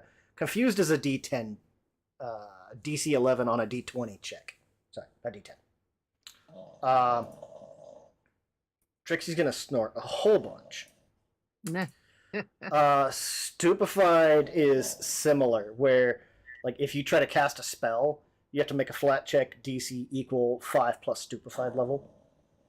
So this gives basically a +6 to those checks. Okay.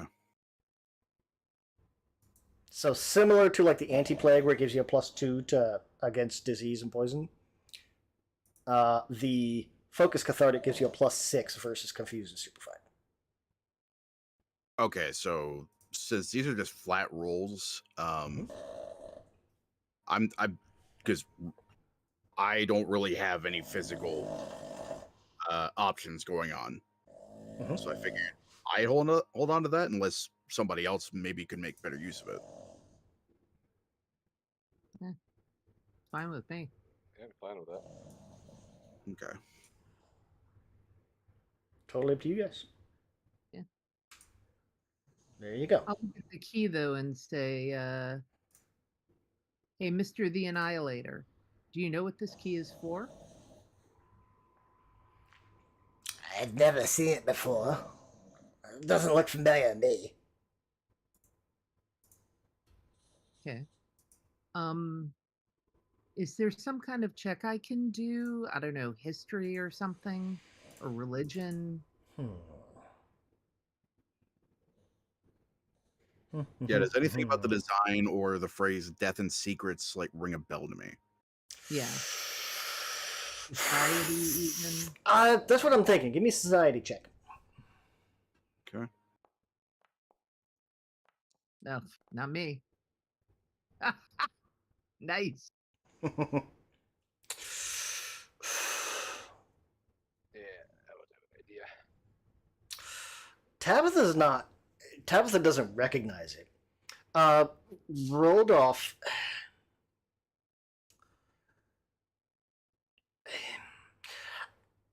You're not sure, like, exactly where it would go or even why it's out here.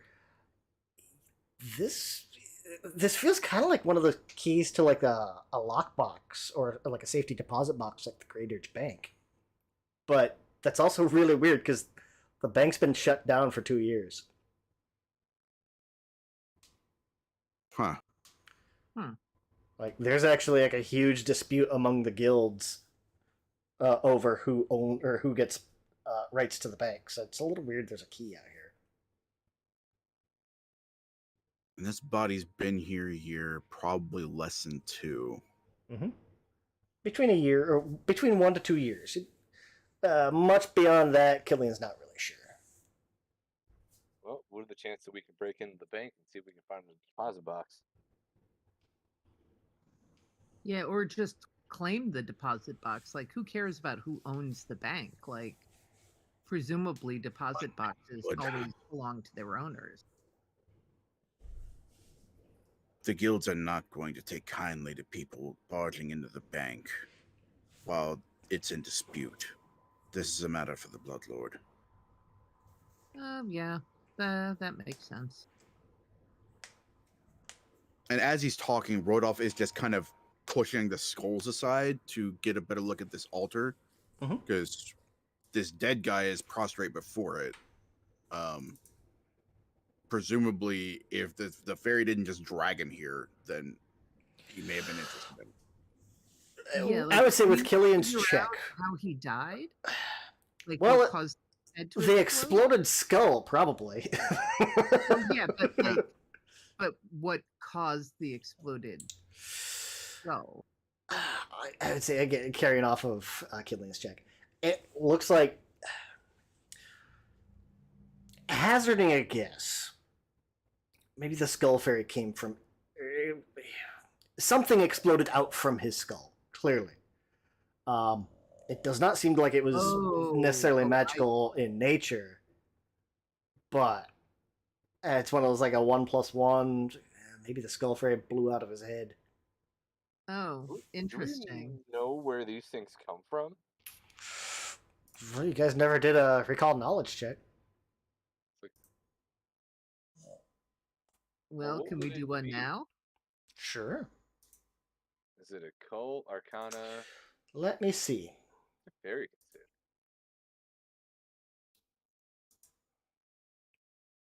good. Oh, right there.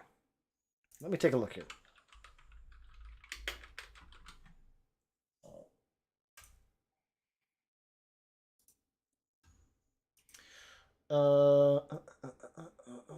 Doesn't say anything specific. I would say probably more occult for like a baseline knowledge, but Whoa. Whoops. Wow.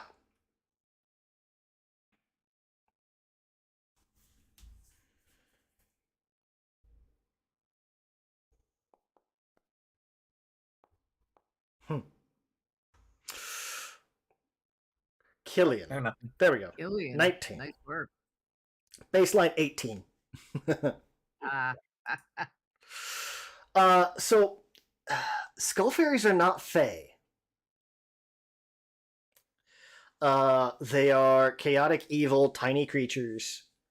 They're actually shadow type, or they're creatures from like the shadow plane, shadow realm. They're malicious beings spawned from the heads of those who die after being exposed to malignant energies of the shadow plane. Like I said, despite their look, they're not fae. they tend to, like, when a person's exposed, it's almost what were they're born or created kind of like this in a similar way to Slod. The shadow energy infects the person, and then it grows into a shadow fairy inside your skull. Yikes. So it's kind of like Mimi Mm-hmm. on a different concept. Mm-hmm. Born from something of undead. This one's born from shadow. Mm-hmm. After bursting from the skull of the deceased, a skull fairy seeks out the victims to behead. It enjoys nothing more than the horrific sound of like wrenching a head free from the body. Just that twist and pop.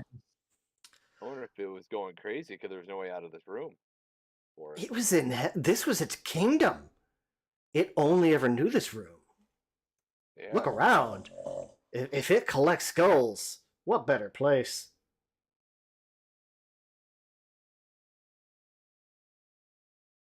Wow. Okay. This is definitely a matter for the Bloodlord because we don't. Where the shadow energy came from is very concerning.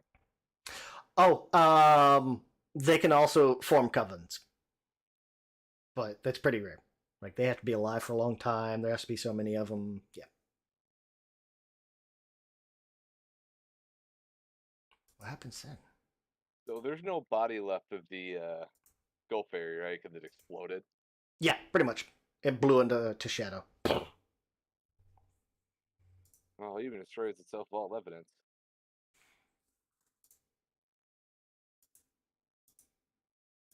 And there's nothing here on the altar under all the skulls. Nope, that's pretty much everything you found. Okay. Just what was on the guy's body. Well, how do we feel about feeding this corpse to Mimi? So that or drag it to the Bloodlord and see what she says. Well, We don't have to take this anywhere. We can have it disposed of. Tell her about it. Nima. I was like, Nimi? Nima, okay. Wait, is it actually like a corpse, or is this just bones in a robe? Oh, it's a corpse. I mean, it's kind of rotted, but yeah. I'm saying, like, it's a perfect thing for Anima. See if as like an offering, see if we can make nice with it. Or make nice with it, kill it.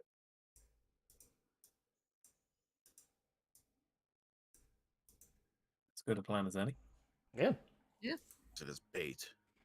Pretty much. Set up an ambush. I mean, Roger might want to get some healing, but In an Well, ideal yeah, we're world. gonna need some time. Another nap time because what?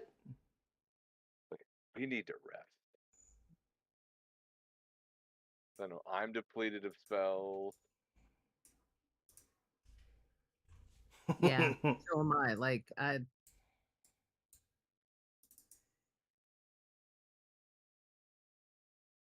Plus, we still got to deal with the disease for Roger. yeah. And Rudolph that we don't know about. True. What disease? I don't have any disease. I just had a bit of the sicky six. Mm, Look, I died. Kind of. Surely it's gone away. I don't. Again. Leave him in denial. Let him go to Egypt so he can be in denial. yeah. 5:30. Okay. Well, let's see. We'll kind of wrap up for today. In the other bone pile, the east side of the bone pile, you guys will find another one of those platinum vampire teeth. Cool. 10 gold apiece. Nice. Right? Yeah, maybe I'll change him in and get a healer's kit so I can eventually. Do you have them? Outside No, you of don't. that. Yeah. You I don't can't have a remember healer's why kit. I didn't have enough money, but I didn't. Yeah, they're a little pricey. On our way back upstairs, I'd like to. Mhm. On our way back upstairs, I'd like to take the other pathway up so I can check out those double doors. Ooh, okay.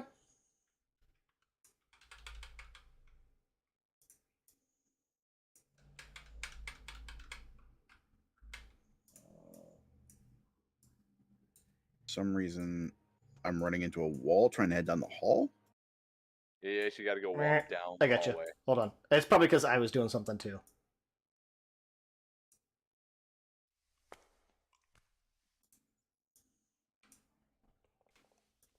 Ugh, that popping sound. Ugh. So you got 2 doors here. Which would you like to check? Since I didn't hear anything from this set of doors, I'm just going to go ahead and open these up. So, 4 stone coffins line the east side of this room. Jesus. 3 of them are open and empty. The southernmost coffin is closed. We can see what's inside. No, you can't. Roger will open it whilst leaning over it, like in the film. What's Maybe. this? I am a fitting host. I mean, I am definitely not completely. Does Roger want to use that undead potion? He doesn't know it's there. That's one of those, like, as you kind of enter this room, you will hear like this faint, frantic scratching sound, almost like claws on stone. And it's coming from the southern Ay, coffin. ay, ay. How about let's not? Let's close this door back up and deal with it another day. Yeah. Yeah, once Rodolph hears that, he is leaving the room. Shutting the door. Okay. I'll bring Mr. Bones back up. Today. He doesn't weigh anything. And do I hear anything from beyond this set of double doors? No. Okay. Open that up. Similar. 4 stone coffins on the east wall. Each one of them is open and empty. Okay. Good to know. Okay, so we got a buddy, you know. Maybe we'll find a new party member. Oh. Oh. Wasn't this where the his friend was supposed to be, or is that buried outside? Smoke? We don't know. Yeah, smoke. Oh, Mr. Annihilator. What are these coffins? Well, it's where they put dead people. Fully dead people, not, And kind of motions over to Roger. not somewhat dead. I've slept in a coffin. They're surprisingly comfortable. Not very warm. What about the closed one? Anyone in particular would be in that one? Well, And he'll kind of think for a second. if I remember, I think the master put his little companion down there. That's probably who it is, Smoke. Is it Smoke dead? Well, yeah. Kind of. Whatever's in there is currently scratching at the lid. Yes, Uh-huh. he said yes, kind of. I think the kind of part of that statement is important. The master was pretty creative with his pets. What kind of creature was Smoke? Human, something else? A little bit of everything. It's whatever Master Carl could find at the moment. Sort of stitched together? Yeah. Okay. So Frankenstein, got it. What's a Frankenstein?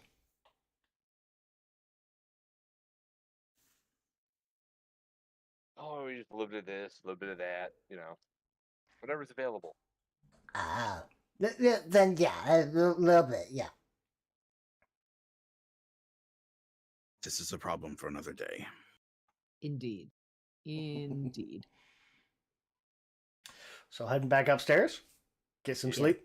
Again. Yes. Work on. It's like, okay. Go upstairs, patch wounds. Yeah, find a good place to put Mr. Bones that isn't, someplace where Nemo Put will, Ben in the coffin. yeah, we'll crunch on him because that would be inappropriate. Roger's Didn't- gonna try and take his skull. Now I'm trying to remember. Wasn't he also the one that claimed dibs on the main bedroom? No, Roger did, and then relinquished okay. it to a breathing one because Okay. they need comfort. He just said he'll just like stand in a corner for a while if he needs to, because he doesn't sleep anyway. He just kind of stares at something and zones out for a few hours. Dollar store skeleton. Which was the main bedroom again? This one? Yeah. Main bedroom and then like the side bedrooms. Or like little smaller rooms. But yeah. We'll say that you guys will kind of take today or take the rest of the day to kind of clean yourselves up, get all that done. Not messing with that back room. What do you guys do with that viscera tub downstairs? Are you emptying it or leaving it? Leaving it, I think. Yeah, it could prove useful. We figured out how to use it in all its entirety. Let me do this. We'll give everyone vision. Ooh. And clean it all up. So now the whole floor is like nice and clean. You guys spend a whole day kind of cleaning the floor, or like a day or two, kind of getting it all cleaned up.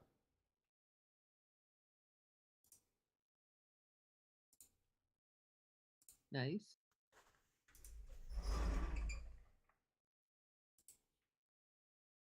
I know at some point when we have an 8-hour stretch, Killian will try to help Roger with the disease. Yeah, well, don't forget Roger still has a +2 until tomorrow. Give me, let's see. So for the next few hours, Killian, start rolling some start doing your what you call it with Roger. Treat disease or actual cure? Treat wounds. If you're doing treat wounds first, right? Okay. Because you can do that once an hour. Like that. Yeah.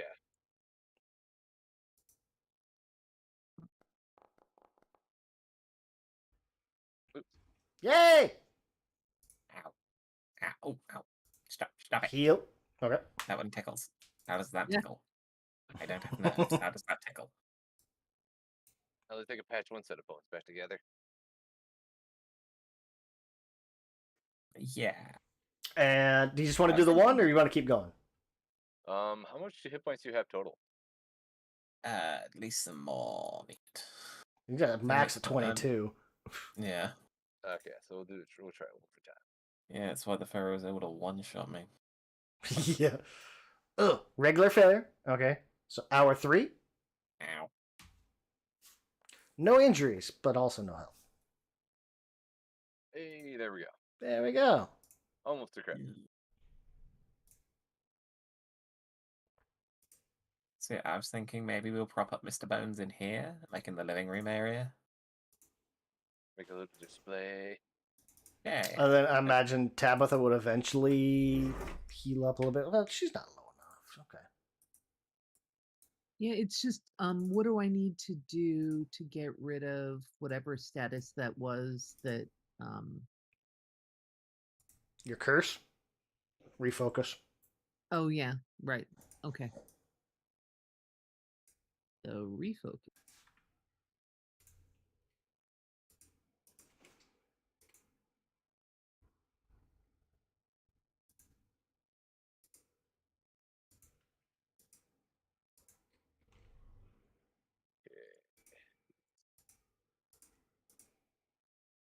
And we just have to figure out whether using that Yeah, I'll have to look that up.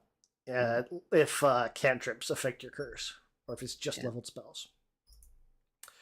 Otherwise, let's see. We'll give you guys a long rest.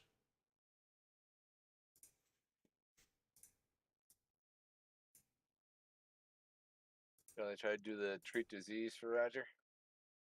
Give him an additional. Sure. Yeah.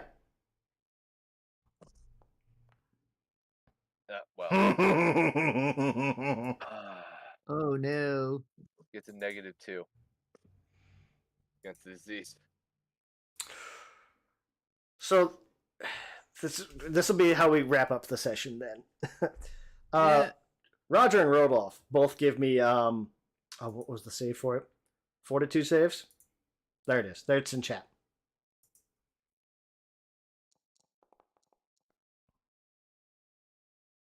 I have the anti-plague bonus. Basically, I'm dead. Why'd the hamster roll? Oh, I have them both selected. That's why. That's why. Okay, I'll just remove that one. The hamster. Oh, there you go. The hamster. So even with the -2, that's still crit. Well, Roger feels better. Yay. What disease? Crit success takes you down 2. Nice. Let's see. Rodolph, you had a regular success. That takes you down to stage 1. It'll affect 4 hours. Give me one more fortitude save. Okay.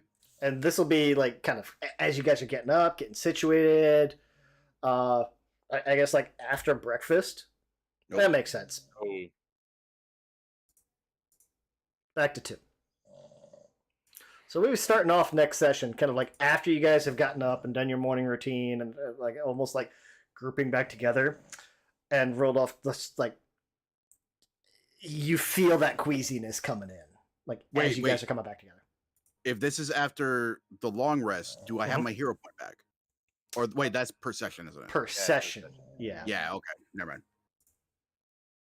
But we will reset hero points.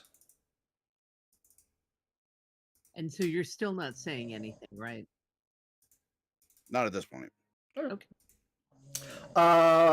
Meta-wise, if you guys go down and you're in a dying state, you can spend basically all of your hero points and immediately recover and not take wounds. Well, you immediately stabilize and you don't take wounds. So could Roger have done that? If he had a hero point, he had just spent it. I know, yeah. But okay. So the whole undead thing doesn't affect, I guess, was more. If he had hero points, he could have. Basically, just eliminates your dying condition and sets you as unconscious. No. Yes.